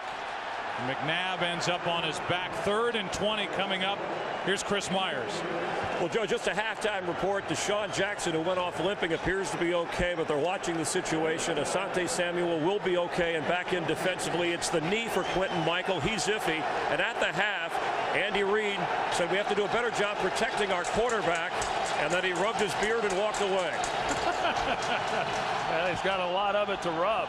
They didn't do a very good job protecting Donovan on that screen play. He took a pretty good hit. It's 3rd and 20. A blitz. Can't bring down McNabb, and the throw to a wide open Avant, who makes a move and has a huge Philadelphia first down. The Giants came so close, could not bring down McNabb, and Donovan did the rest. Those are some of the moves and stunts that Minnesota ran last week that gave this Eagles front some real problems. The Giants do it here, and they get pressure on Donovan, but he's able to buy just enough time to get it to Avant, who got lost in coverage. They're in man coverage on the backside, but nobody was with Avant.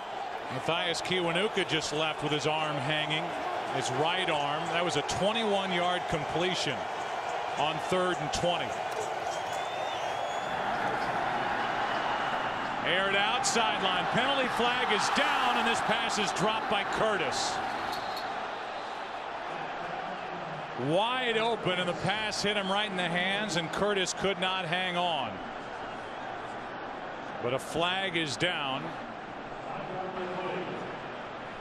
Mike Carey has been busy. Illegal hands to the face. Defense number 31. 5-yard penalty. Automatic. First down.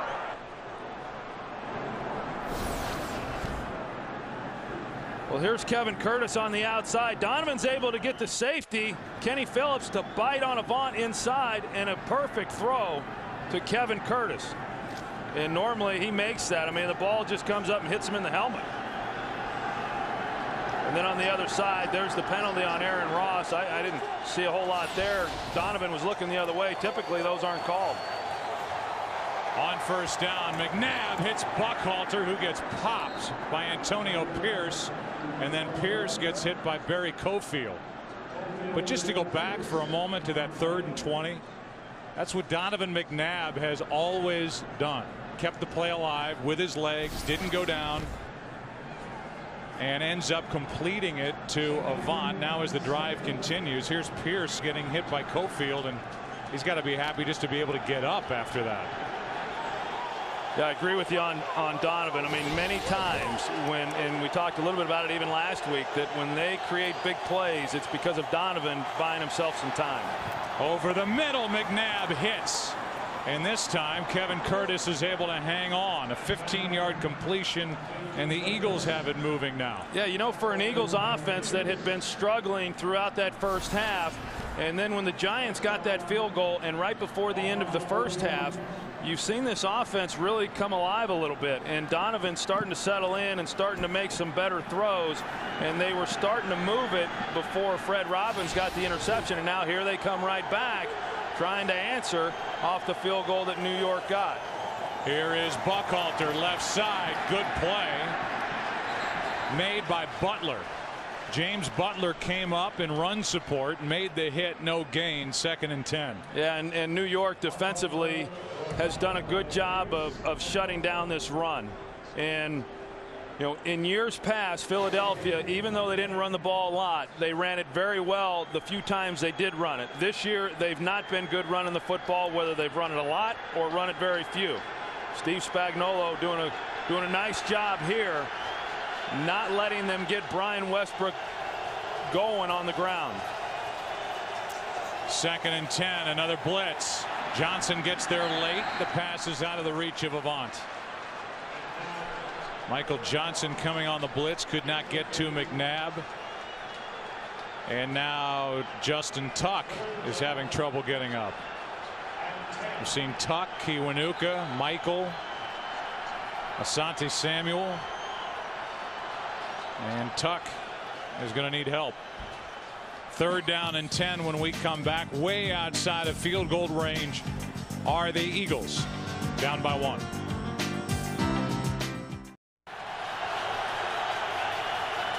Third down and 10.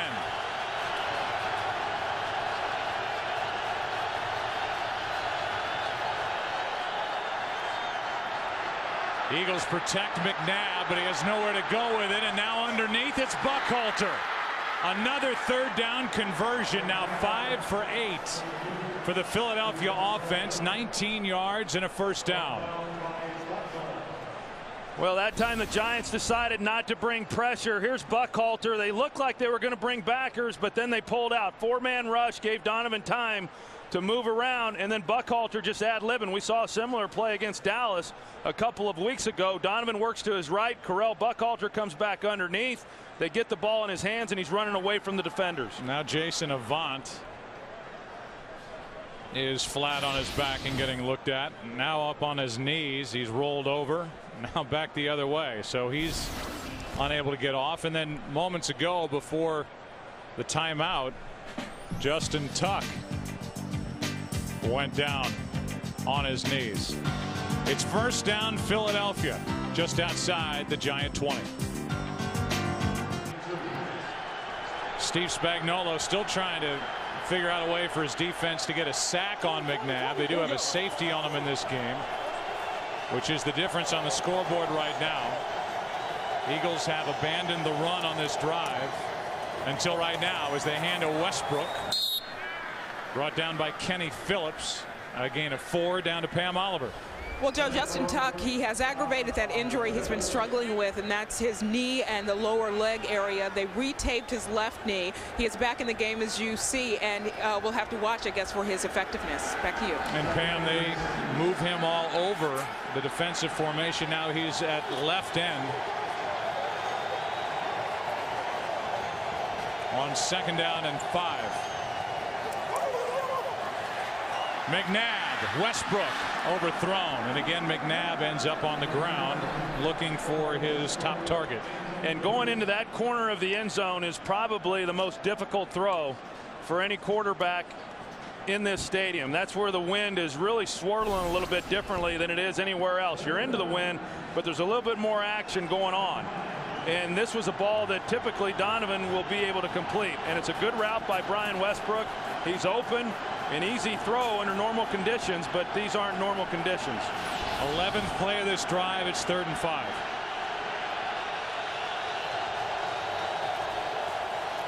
Pressure. Pass was behind the intended target, Westbrook. Kiwanuka was coming, and McNabb had to get rid of it. Yeah, and that's why, you know, at the end, if things continue the way that they have, and people look at the numbers and say, wow, neither team had a sack, as was the case the last time these two teams played with the Giants, not able to get Donovan to the ground. But yet pressure is still an important part of it. And they have been able to get pressure on Donovan, and that last one forced Donovan to get the ball out sooner than what he had wanted, and that's why they failed to convert. 35-yard try for the lead. Akers drills it, and he has now made 17 straight postseason field goals, a new NFL record. McNabb got the team down the field and back on top.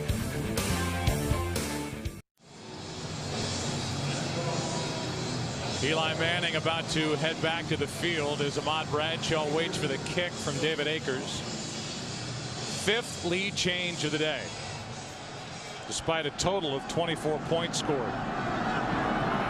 Philly up by 2. Bradshaw on the return out to the 32. And we welcome you back inside our booth. I'm Joe, that's Troy, and now the Giants offense is back to the field. Boy, they've had a lot of opportunities and really haven't done a whole lot with those chances to this point. No, they haven't. I mean, they've had times when they've been able to get the ball to people. They haven't been able to do that. They've had good field position. They haven't been able to do that. I think the real key, I was talking about it a little bit earlier, Brandon Jacobs has run the ball well in previous games against these guys. He's running the ball well here in this game. I think that get him in the game, keep him in the game, run the football with him, make the Eagles stop him. I think right now both quarterbacks struggling, really getting much going within the passing game. They do go back to Jacobs, and he is out to the 34-yard line, picked up 3.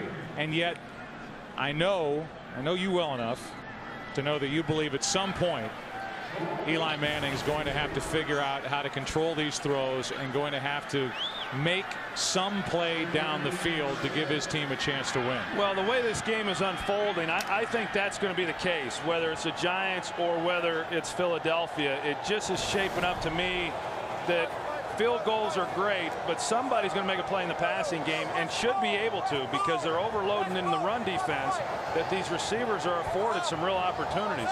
Which one's going to make the play? Jacobs on the left side. Out across the 35, picks up 2. Brandon Jacobs is 6'4", 264 pounds. The front 7 for this Philadelphia defense averages 6'2", 266. Brandon Jacobs is a unique back as he checks out. Derek Ward, the 3rd down back, comes in. And it's 3rd and 5 for New York. And this is an area where Philadelphia has excelled, and it's an area where the Giants have been pretty good throughout the year also. But here today, the Giants have not. The Eagles have won this battle on 3rd down. Giants are only 1 for 8 on 3rd down. A blitz. Considine can't get there in time, and the pass brilliantly dropped into Hickson.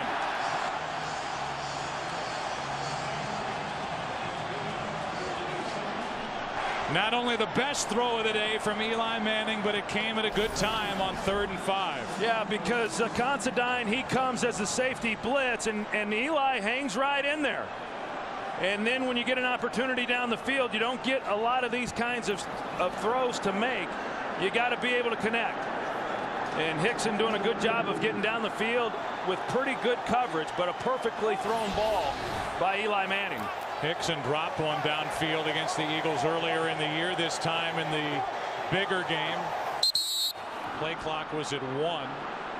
Hickson hauled it in for 34 yards on a 3rd and 5. Giants call a timeout. First down at the Philly 30 when we come back.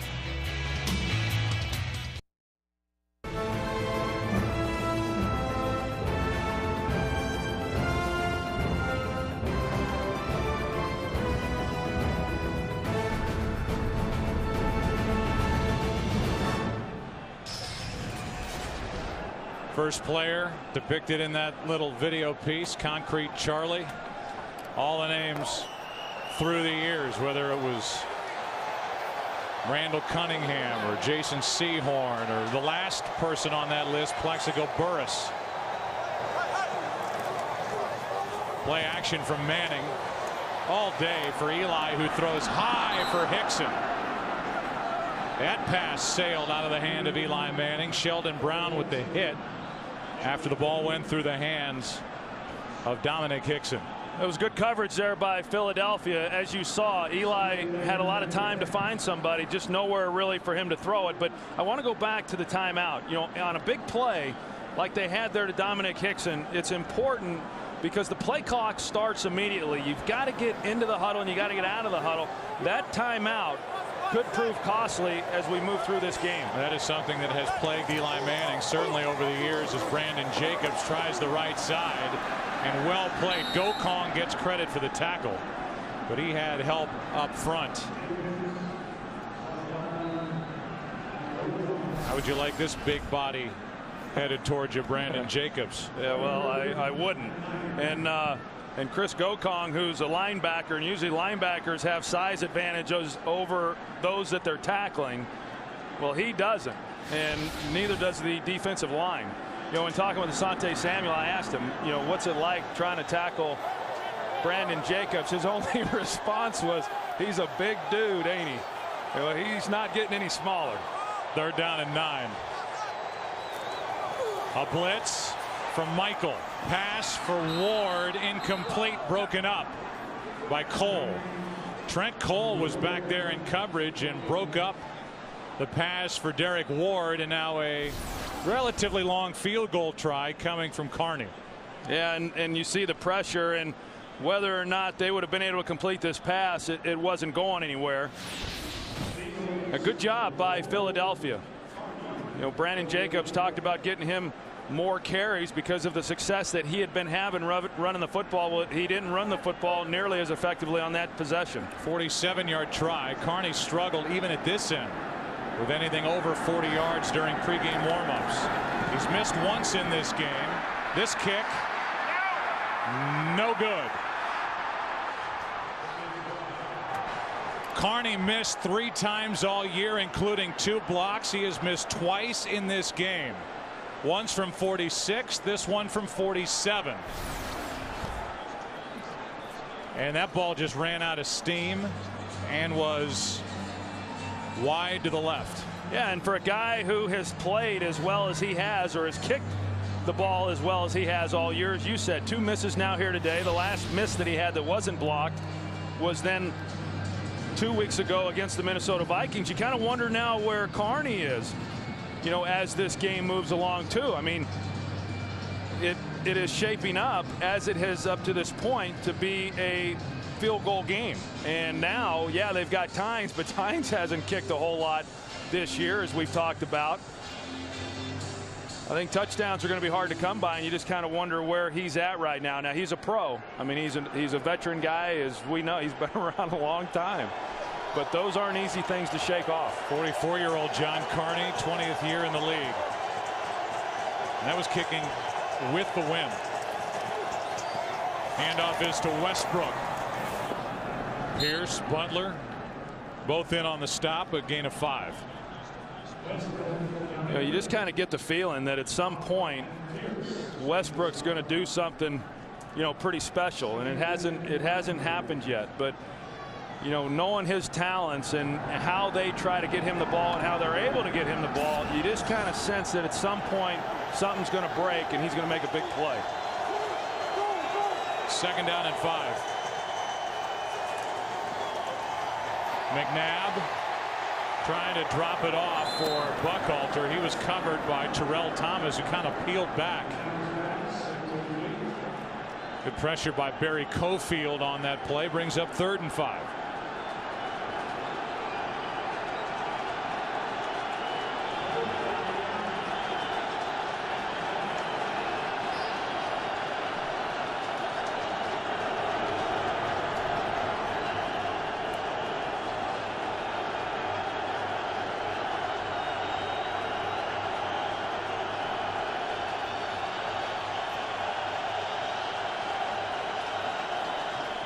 And on 3rd down, the pass is caught by Curtis. 1st down, an 8-yard completion to Kevin Curtis. I tell you what, that is a great throw by Donovan McNabb. He's got pressure in his face. Kevin Curtis runs a route. Great coverage by Corey Webster. But because of where the ball was thrown, you're going to notice that it's on his back shoulder and away from coverage. And if he had led him where normally the ball you want to put it, I think Corey Webster then was in a great position to be able to knock that one down. Philly now 60% on 3rd down conversions offensively, 6 for 10. McNabb throws, and this one's broken up by Webster, and they'll throw a flag. Webster interfered with Kevin Curtis, and Tom Coughlin is all the way out onto the field.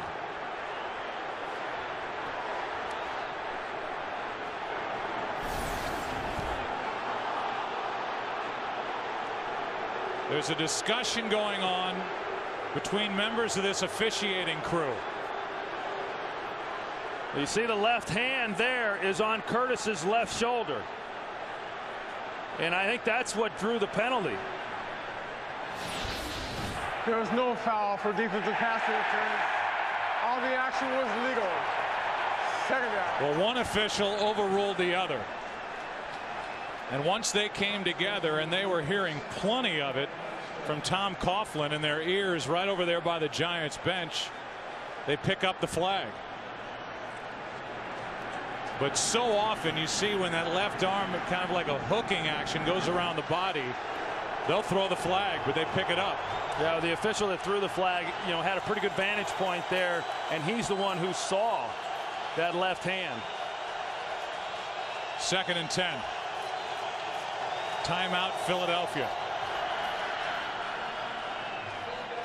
Called by the bench. Now Andy Reid's hot, and why not? I mean, he's wondering why in the world they just picked up the flag for pass interference, and I frankly don't blame him.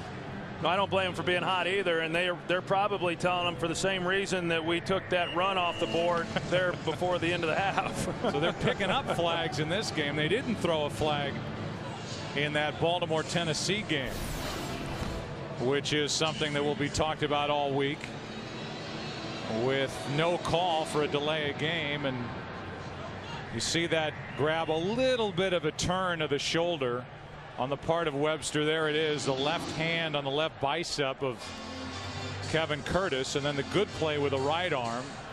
And it was that man right there, the side judge, who threw the flag down the field. And there's not a lot there. I mean, if they had not have called it, I don't think anybody would have been yelling and screaming that, hey, that should have been pass interference. I think what Andy's upset about is the fact that a flag was thrown, and if you throw the flag and deem it to be pass interference, then don't let the fact that Tom Coughlin's over there on that side of the field then talk you into picking it up. 2nd and 10. McNabb over the middle. L.J. Smith is ripped down, and there may have been a face mask in there on the tackle by Pierce. Antonio Pierce got a lot of the face mask of L.J. Smith right there. Personal foul, major face mask, defense number 58. From the end of the run, automatic, 1st down. So 21 yards total on that play, a 6-yard completion, and then the face mask. Yeah, and then you see the job that they're doing on Justin Tuck. I mean, he's gotten everybody's attention. And they say 22 eyes on Westbrook. I'm not so sure there's not 22 eyes on Justin Tuck right now in the protection that they're putting on him. And he looks gassed out there. We saw him go down a little bit earlier. It looked at that time like Antonio Pierce was telling him to go down to get a little rest. Pass to Curtis. Blackburn can't bring him down, and Kevin Curtis is down inside the 15 to the 14-yard line. Play was over. Ball came out after Curtis was down, and that's good for 15 yards and another Philadelphia first down. You know, zone coverage there, and Kevin Curtis just throttles it down so that he's in a clear window and showing his numbers there to Donovan McNabb. Good route there by Kevin Curtis, and good after the catch. Still no sacks for the Giants.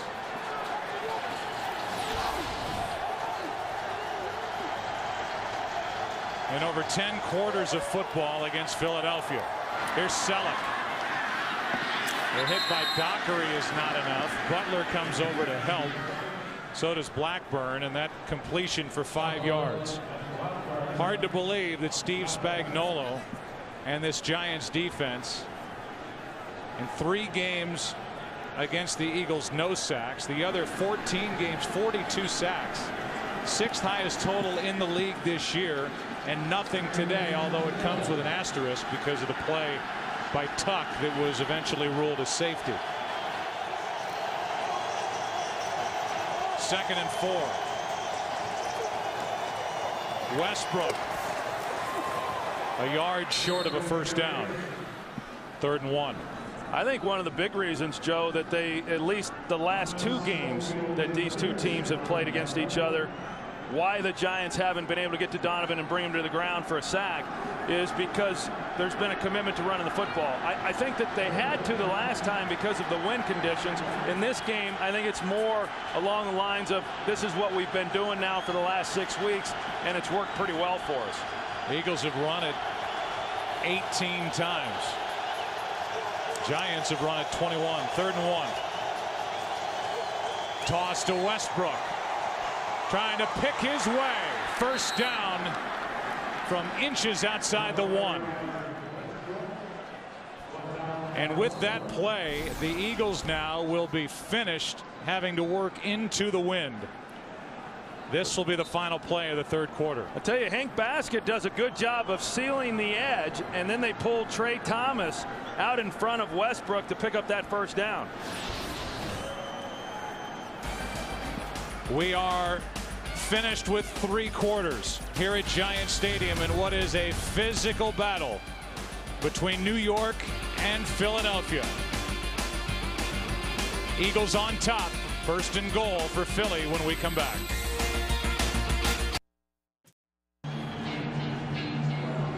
What an opportunity in front of the Philadelphia Eagles. They have a 1st and goal. The ball is at the 1.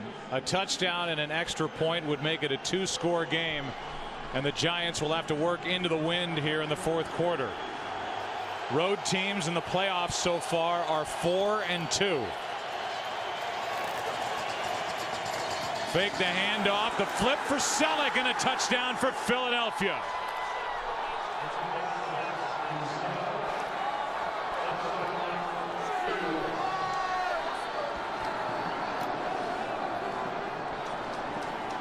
Touchdown Eagles, and with the extra point, Akers can make it a 9-point game.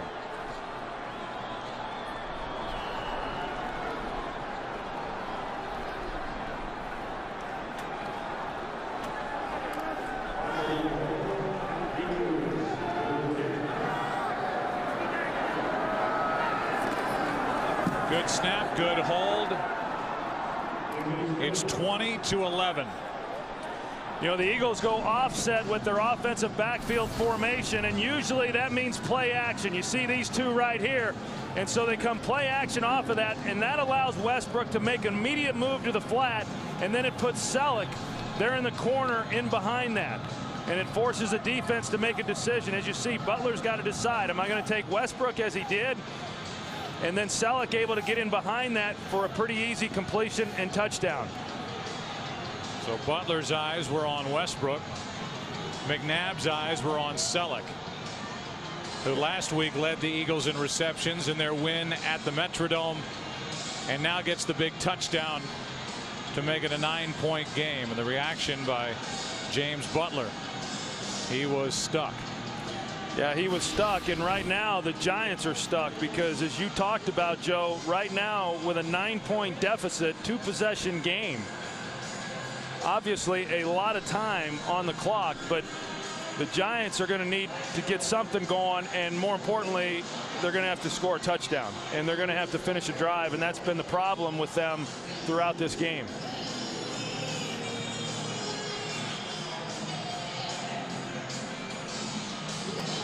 So an 11-1 start for the Giants. Lost 3 of their last 4 coming in, and trailing here to their divisional rival, the Eagles. Here's Bradshaw trying to give him a lift. He gets it out to the 24.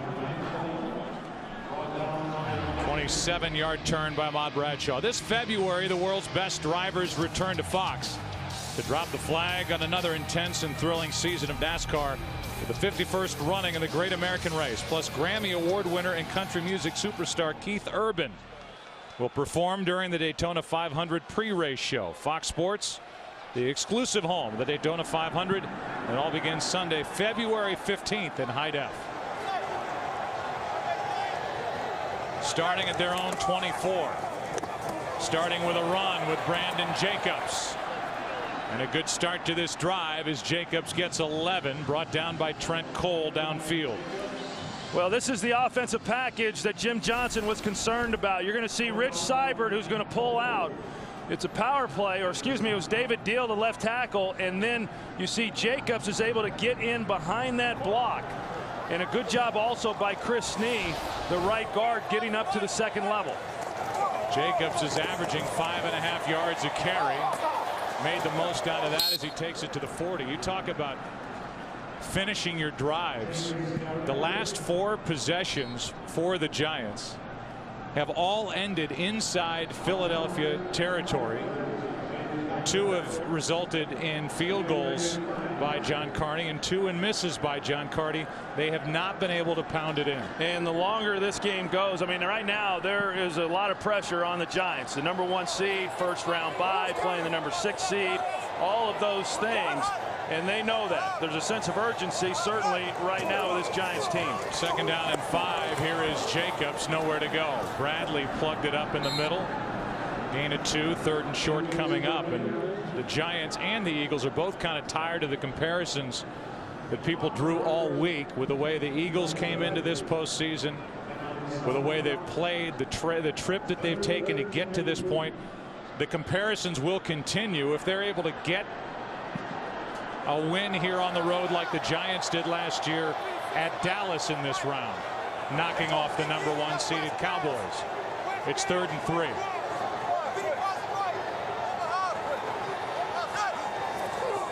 Handoff is to Ward inside, and Derek Ward fights. Depends on the spot. Tell you, that's close, and that was an interesting call there by Kevin Gilbride, the offensive coordinator, on 3rd down, trying to pick that up, moving laterally here. You see he's wanting to hit it a little bit sooner than what he did, but he had to keep going towards the sideline to get going north and south. Now they're saying that it's 4th down, but you've got to be able to get a measurement on this so you at least know where you're at. Yeah, you're right. Mike Carey already signaled 4th down, and then Tom Coughlin was screaming for a measurement. Yeah, I mean, sometimes an official knows that it's a 4th down, but if you're a coach, you want to see exactly how much you have left to go. And if they say, sometimes they won't even give you the measurement, but you keep pushing for it, so you at least understand whether or not you feel safe going for it on 4th down. I think right here, of course, Tom Coughlin throwing out the red flag. He's going to challenge the spot. But even if they're short, I think I go for it on 4th down. So Tom Coughlin is going to challenge the spot that this officiating crew gave him on the run. The ruling on the field is the ball is short of the line to gain. It's being challenged by New York. Pretty good dexterity by Mike Carey. Make the announcement and step over the chains coming, and here's another look. They challenge that spot. We'll get the call when we come back.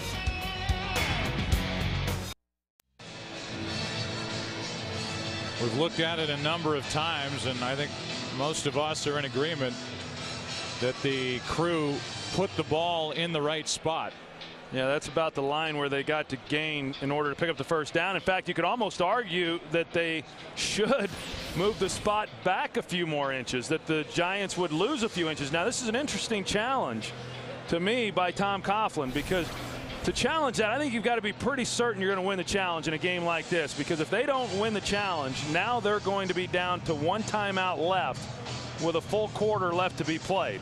And in all likelihood, this game's going to come down to that timeout being very meaningful, and they've already burned one, you know, with the timeout that Eli had to take. The ruling on the field is correct. Therefore, New York is charged with their second team timeout. And I would say this along those lines, Troy. Tom Coughlin is standing right there. And I think either with his eyes or with his heart, he thought that Derek Ward had enough for the first down. He threw the flag, and now Eli Manning back into the huddle, and on 4th and inches, the Giants will go for it. Down by 9 at their own 45. Hold on. Till we're back. Rest, well, I would think this would be a quarterback sneak. Rest till we're back. Here we go.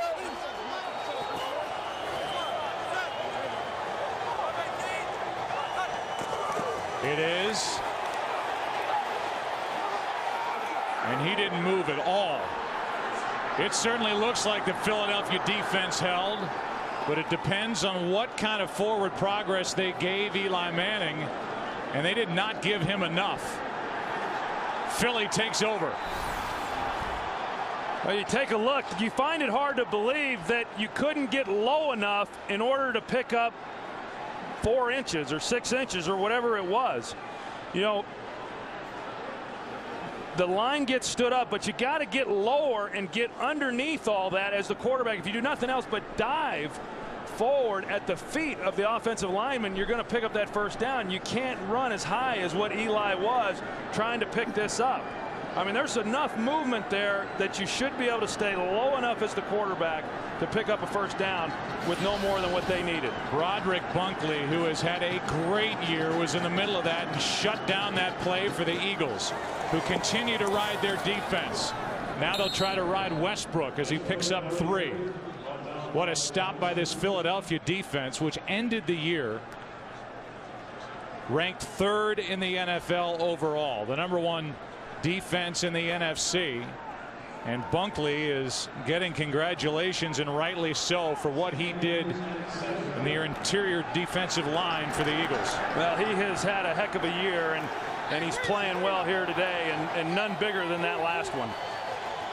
Defensive coordinator for Philadelphia, Jim Johnson, is up in the booth for the first time with the Eagles, bothered by a bad back. Here's Curtis. Pierce makes the play. Curtis is down at the 45 yards short of a first down. So 3rd down and 5. Well, this is a big 3rd down. No question about that. I mean, if they pick this one up, in all likelihood, they're going to have an opportunity to at least tack 3 more points on the board. Now the Giants ask for a stop from their defense.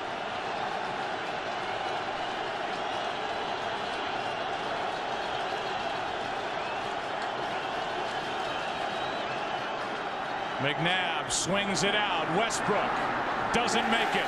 Good play by Corey Webster. I tell you, that is a great play by Corey Webster. When Westbrook caught this, I thought automatic first down. And Corey Webster comes in and gets lower than Brian Westbrook, hard to do, and stops him clean in his tracks. You see Webster, he's retreating, sees that Westbrook has it, comes right at him. You know, how many times do you see a defensive back just dive at a runner's ankles? If Webster had done that, Westbrook probably picks up the first down. Great play by Webster. What a good job by the Giants defense after the letdown of not making it on 4th and inches. Dominic Hickson with a fair catch outside his 10. They'll mark it at the 11. That's where the Giants offense will go back to work. 4th quarter, down by 9.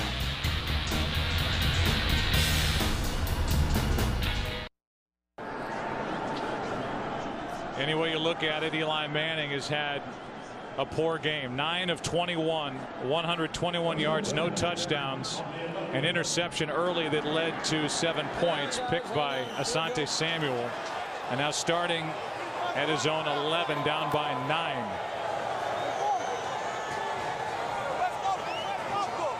The number 1 seed in trouble. Number 2 seed in the NFC lost last night. Ward stays up. Out to the 25. Quentin Demps on the tackle. A run of 14 yards for Derek Ward, a free agent to be. Derek Ward doing a good job of really just keeping his feet going and getting through some tackles. There were a few opportunities that the Eagles had there in order to get him on the ground, and yet Derek Ward was able to keep the play alive. Remember, only 1 timeout remains for the Giants. They lost 1 on a challenge and lost 1 when they had to use it with a play clock expiring. Ward right side. Good run. Back-to-back strong runs by Derek Ward. This one good for 8. And you think about Derek Ward, who was signed by the Giants off the Jets practice squad, and how productive he has been. You know, the last couple of years he hasn't even been healthy to play, and so this is the first time in many years that he's had a chance to be playing. Hasn't been in the playoff game ever, first one, and he's doing a pretty good job. Now what you get with him that you don't get with Brandon Jacobs is you get the receiving threat. You know, a guy who was 4th on the team in receptions this year. 2nd and 2, back to Ward, picks up a first down. Down to the field and Chris Myers. Joe, you mentioned Jim Johnson, defensive coordinator, upstairs, a little unusual. Down on the field, Pete Jenkins, defensive line coach, interacting with the defensive players. And as Troy pointed out earlier, the all-out commitment to the run by this Eagle defense. Jenkins has reminded the defense, stay committed to the run. Even though we're in this situation, it's effective. We don't need to blitz. Which brings up the larger point about the absence of Plaxico Burress. That was Dawkins circled on first down. Manning over the middle, hits Toomer, first catch out to the 45. And Tom Coughlin on the sideline says, let's speed it up, get up to the line, call a play, let's hurry it up. Yeah, there's plenty of time, but I understand, you know, you see that clock ticking and you want to start getting off as many plays as you can, knowing that it's at least a 2-possession ball game. Handoff is to Jacobs. Runs into a wall, keeps going, picks up a yard, 3rd and short coming up. And this is big right now, because when you look at this game and why the score is what it is, one is because of the interception that Asante Samuel got that set up the touchdown. But then the other big part of this is just the Giants have not been very good on 3rd down. They've run the ball relatively well, but on 3rd downs, they've not converted and they've had to punt. Just 2 for 11 on 3rd down in this game. It's 3rd and 3.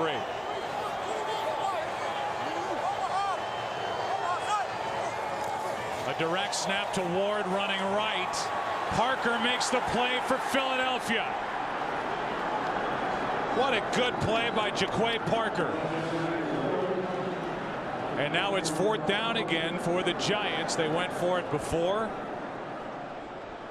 And they're going to go for it here. Yeah, and I think that they should, since they did previously. But this is the 2nd time now on 3rd down that the Eagles have been able to stretch the running play. And both times it's been Derek Ward. You know, he wants to be able to hit that thing much sooner than what he's able to. But because of the play of Jaquay Parker and the others along that defensive line, they've been able to stretch it out and keep them from picking up the first down. It's 4th down and 2. They stay on the ground with Jacobs. Jacobs doesn't appear to have enough. It depends on the spot. He appeared to be a half-yard short. Stuart Bradley, middle linebacker, made the play.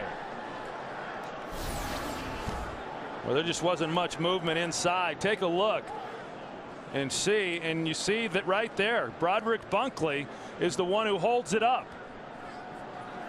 But Broderick Bunkley, for the second time on 4th down, he does it. On the previous 4th down, he did it. On this 4th down, he holds up Sean O'Hara, the center, and backs him right into Brandon Jacobs. We're going to have a measurement. Certainly looked like Jacobs was short, and on 3rd and short and then 4th and 2, they take the ball out of the hands of Eli Manning, try and run to pick up the 1st down. And they don't get it.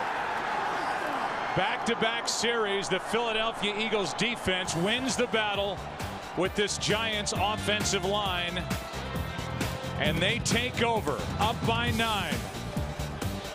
Under 6.5 to play. Certainly a lot of head shaking and a lot to talk about over on that bench for the Giants offensive line, which has been highly celebrated all year. They've been overpowered by the Philadelphia defensive front as Buckhalter loses 1.5 yards. Michael Johnson, the first guy there. And we go back to the last series and first look at the 4th down play. Yeah, here's the 4th down, and watch the job that Bunkley does there in holding up Sean O'Hara. But look at this lane right back here on the backside that Brandon Jacobs just never sees. If he sees it, he probably picks up the 1st down. Now here's 3rd down. Dominic Hickson is being asked to block Jaquay Parker, and he's not going to do that. And so Jaquay Parker then is able to make the tackle and keep them from picking up that 1st down on 3rd down. Donovan McNabb down the sideline for Jackson. What a pass and catch. Deshaun Jackson, the rookie. No signal yet, is going to be called out of bounds. Right now they have him at the 7. Working on Corey Webster. Beautiful throw. And now the officials are going to again get together and figure out what they just watched.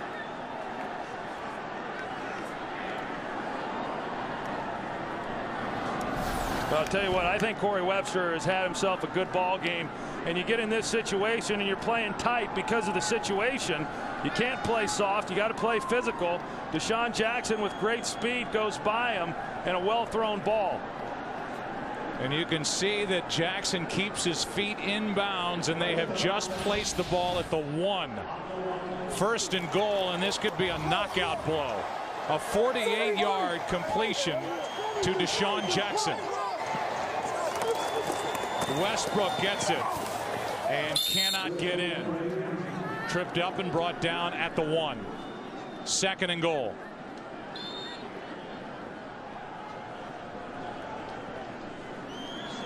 Yesterday, the #1 seed in the AFC, the Tennessee Titans, went down. Last night, the #2 seed in the NFC, the Carolina Panthers, fell to the Arizona Cardinals, who, if the Eagles win this game, will host the NFC Championship game next Sunday out in Glendale, Arizona, where this Giants team won Super Bowl 42 a year ago. 2nd and goal. Here's Westbrook. Cannot get anything. In fact, lost 1 yard. And this is a big opportunity for this Giants defense to keep it to within reason. It's a 9-point game. If the Giants defense can force the field goal, it becomes a 12-point game, and you're still within 2 touchdowns of winning. With 1 timeout and the clock continuing to tick. It's 3rd and goal.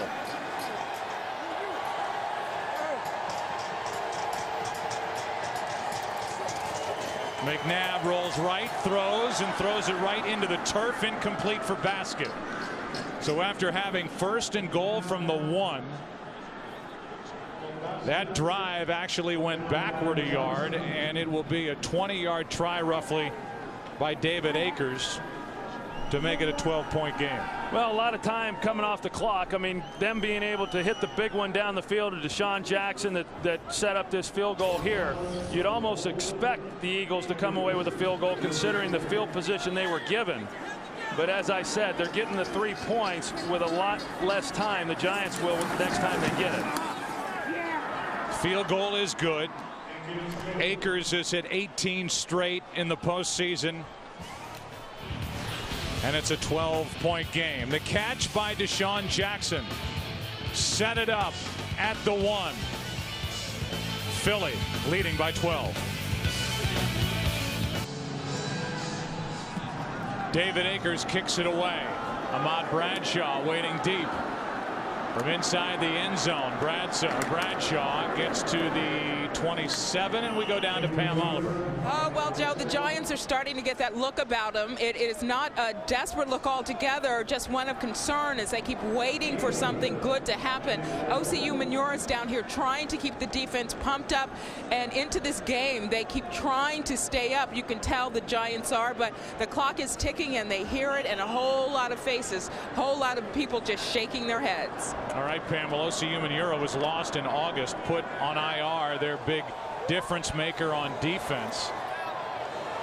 And one of the difference makers on offense and one of the most dynamic players, Plaxico Burress, took himself out of the lineup with his behavior for the Giants as Hickson, his replacement, makes the catch and is good out to the 30 for 3 yards. That accidental shooting on November 29th. Burress, who played in 10 games this year, he is gone. He's been gone down the stretch, and the Giants are in danger of losing their 4th game in the last 5 tries without Burress if they can't rally. Here's Toomer, makes the catch out near midfield, and Amani Toomer sets up first down for the Giants there. You know, Sheldon Brown, he saw Steve Smith and he jumps him and never even knew that the ball had been thrown. Right there, he starts to go take Steve Smith, thinking that's where the ball was going to be, but the ball had already been thrown by Eli Manning right in behind him to Toomer. So first down at midfield, and Jim Johnson not shy or bashful at all to talk about the absence of Plaxico Burress and how they can now load up to stop the run. That's exactly what they've done all day.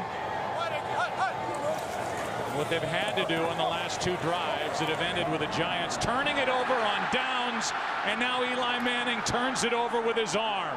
Second interception, this one by Quentin Michael.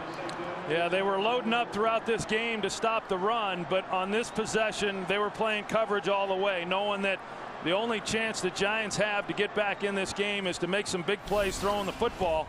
And Quentin Michael, you're going to see he's sitting back here in a cover 2 defense, and Eli thought that Steve Smith was going to get to the middle, but even with that, that's a ball that got away from Eli. It's a high throw, no chance of completing it, and an easy interception for the Eagles. And on the back end of it, at the end of a rotten day, Eli Manning gets a shot from this Eagles defense. And that look says it all by Manning, who didn't play like this at all during the playoffs last year or into the Super Bowl for Tom Coughlin. Yeah, or even really this season, because he has done a good job all year of not throwing the interceptions. And the first one that he had today, really changed the tone of this game right from the beginning. Timeout is taken by the Giants. They are finished in that category. Final timeout. And so Eli Manning, who through the end of the calendar year 2007 had played in 59 games, had suffered through 81 giveaways and had a record of 30-27. Once last January rolled around and the playoffs started, he'd gone 20 games and given it away a total of 13 times, was 16-4, but in this game 2 interceptions, a completion percentage for Eli Manning that is well below 50%. And a quarterback rating of 33.8. Well, it had been discussed all week long about where are these Giants, having lost 3 of 4. Where are they coming into the playoffs? And, as you would expect, the players said, hey, we're fine. We're not worried about it. We rested players the last week of the season against Minnesota. We played when we had to against Carolina. But they were sleepwalking a little bit there the last month, and they've not played well in this game. Donovan McNabb gets away from Tuck and picks up about 9 before he's forced out by Chase Blackburn. The Arizona Cardinals await the winner of this game in this postseason. Kurt Warner with a 93.9 quarterback rating. Larry Fitzgerald was so good last night and has been through the postseason, as has Edgerrin James. 9 takeaways and a touchdown for Clancy Pendergast's defense. And Anquan Bolden injured in the wild card game, bad hamstring. And his status for next Sunday is unknown. It was an unsportsmanlike call against Donovan McNabb for what he did over on the bench, which marches the ball back inside the 30 to the 26. And what drew the flag? Donovan McNabb picking up the phone on the Giants bench. You know, sometimes I don't know what runs through that guy's head. I mean, that's silly and unnecessary, and drew the flag. And you know, I know there's been a lot of frustration on the part of Donovan McNabb getting benched in that November 23rd game against Baltimore. He's played very well since, and he's got his team steered toward the NFC Championship game. It'll be his 5th, but that was over the top. You know, you think back to the last time the Eagles played Arizona, and that was right after Thanksgiving, or it was Thanksgiving, and how well Philadelphia played. That's the game that got them going. That's the game that ignited them, and it was a pretty good whipping they put on the Arizona Cardinals. Now, that was at Philadelphia. It'll be interesting to see how this championship game goes next week, but the Arizona Cardinals aren't the Eagles may not even be the same team they were at that time. We know the Cardinals aren't the same team that the Eagles faced then. Here's the punt by Rocca, with Hickson having a backpedal inside the 15. And Dominic crosses the 20. Kyle Eckel on the stop after a return of 8 yards, 57-yard punt. I mean, let's be honest. So you and I, and take away the phone thing on the sideline here a second ago, you and I were going into that last game of the regular season. You know what happened on the final day. Everything had to break right for the Eagles just to get into the playoffs, and it had to end with them taking apart the Dallas Cowboys, which it did. Donovan McNabb, you know, so much was written this could be the last game for McNabb. Not just McNabb, but Andy Reid with the Eagles, which for some would be hard to believe, but it was at least in the conversation. And now, considering the run that they've been on, here's Andy Reid, who's about to head to his 5th NFC Championship game in 10 years with Philadelphia. But yet I think once the Eagles got into the playoffs, I don't think this comes as a real big surprise. Coming up on a 2-minute warning, Manning almost threw another in and out of the hands of Chris Clemens.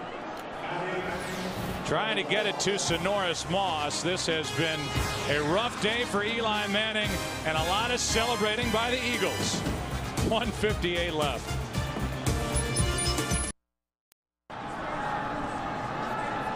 Winding down here at Giant Stadium, 1:58 left.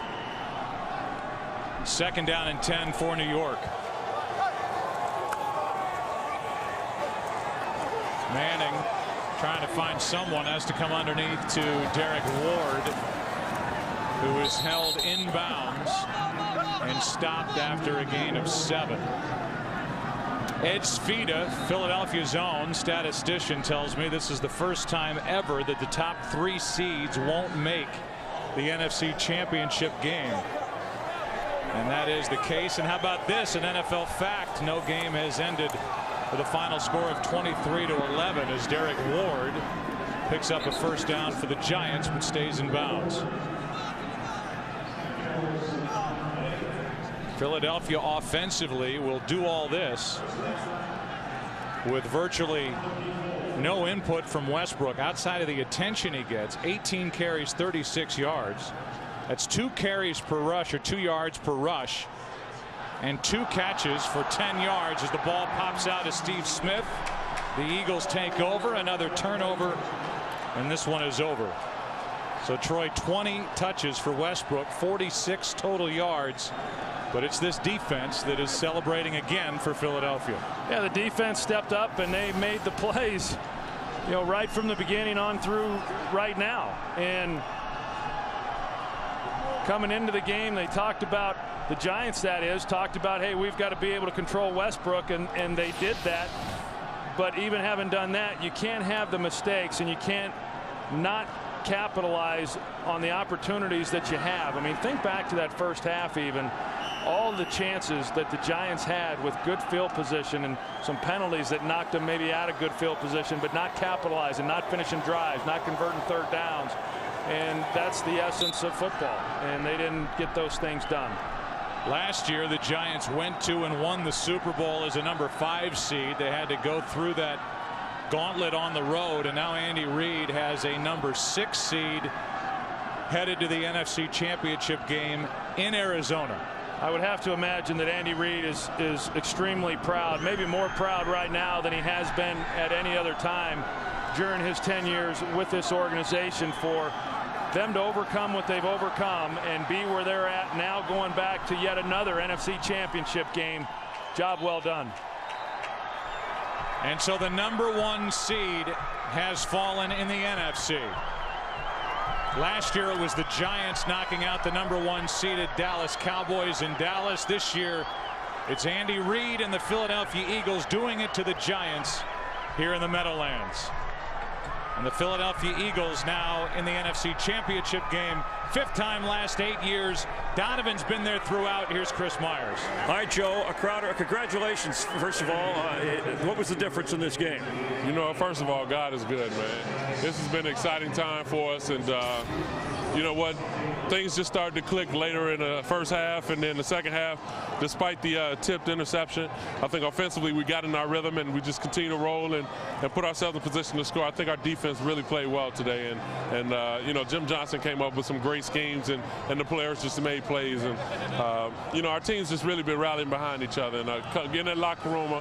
I mean, it was so much energy in there that we were ready to play early in the week, and I think we won this game today with the great week of practice that we had. Great defensive stops. What were you thinking? America saw you grab the phone on the Giant bench. Rollover minutes, or what was that all about? You know what? Excitement? As a veteran in this league, I was having fun, but that's just something you don't want to do. And you know what? I mean, despite that part of it, you know what? This is beautiful. The city of Philadelphia now is buzzing.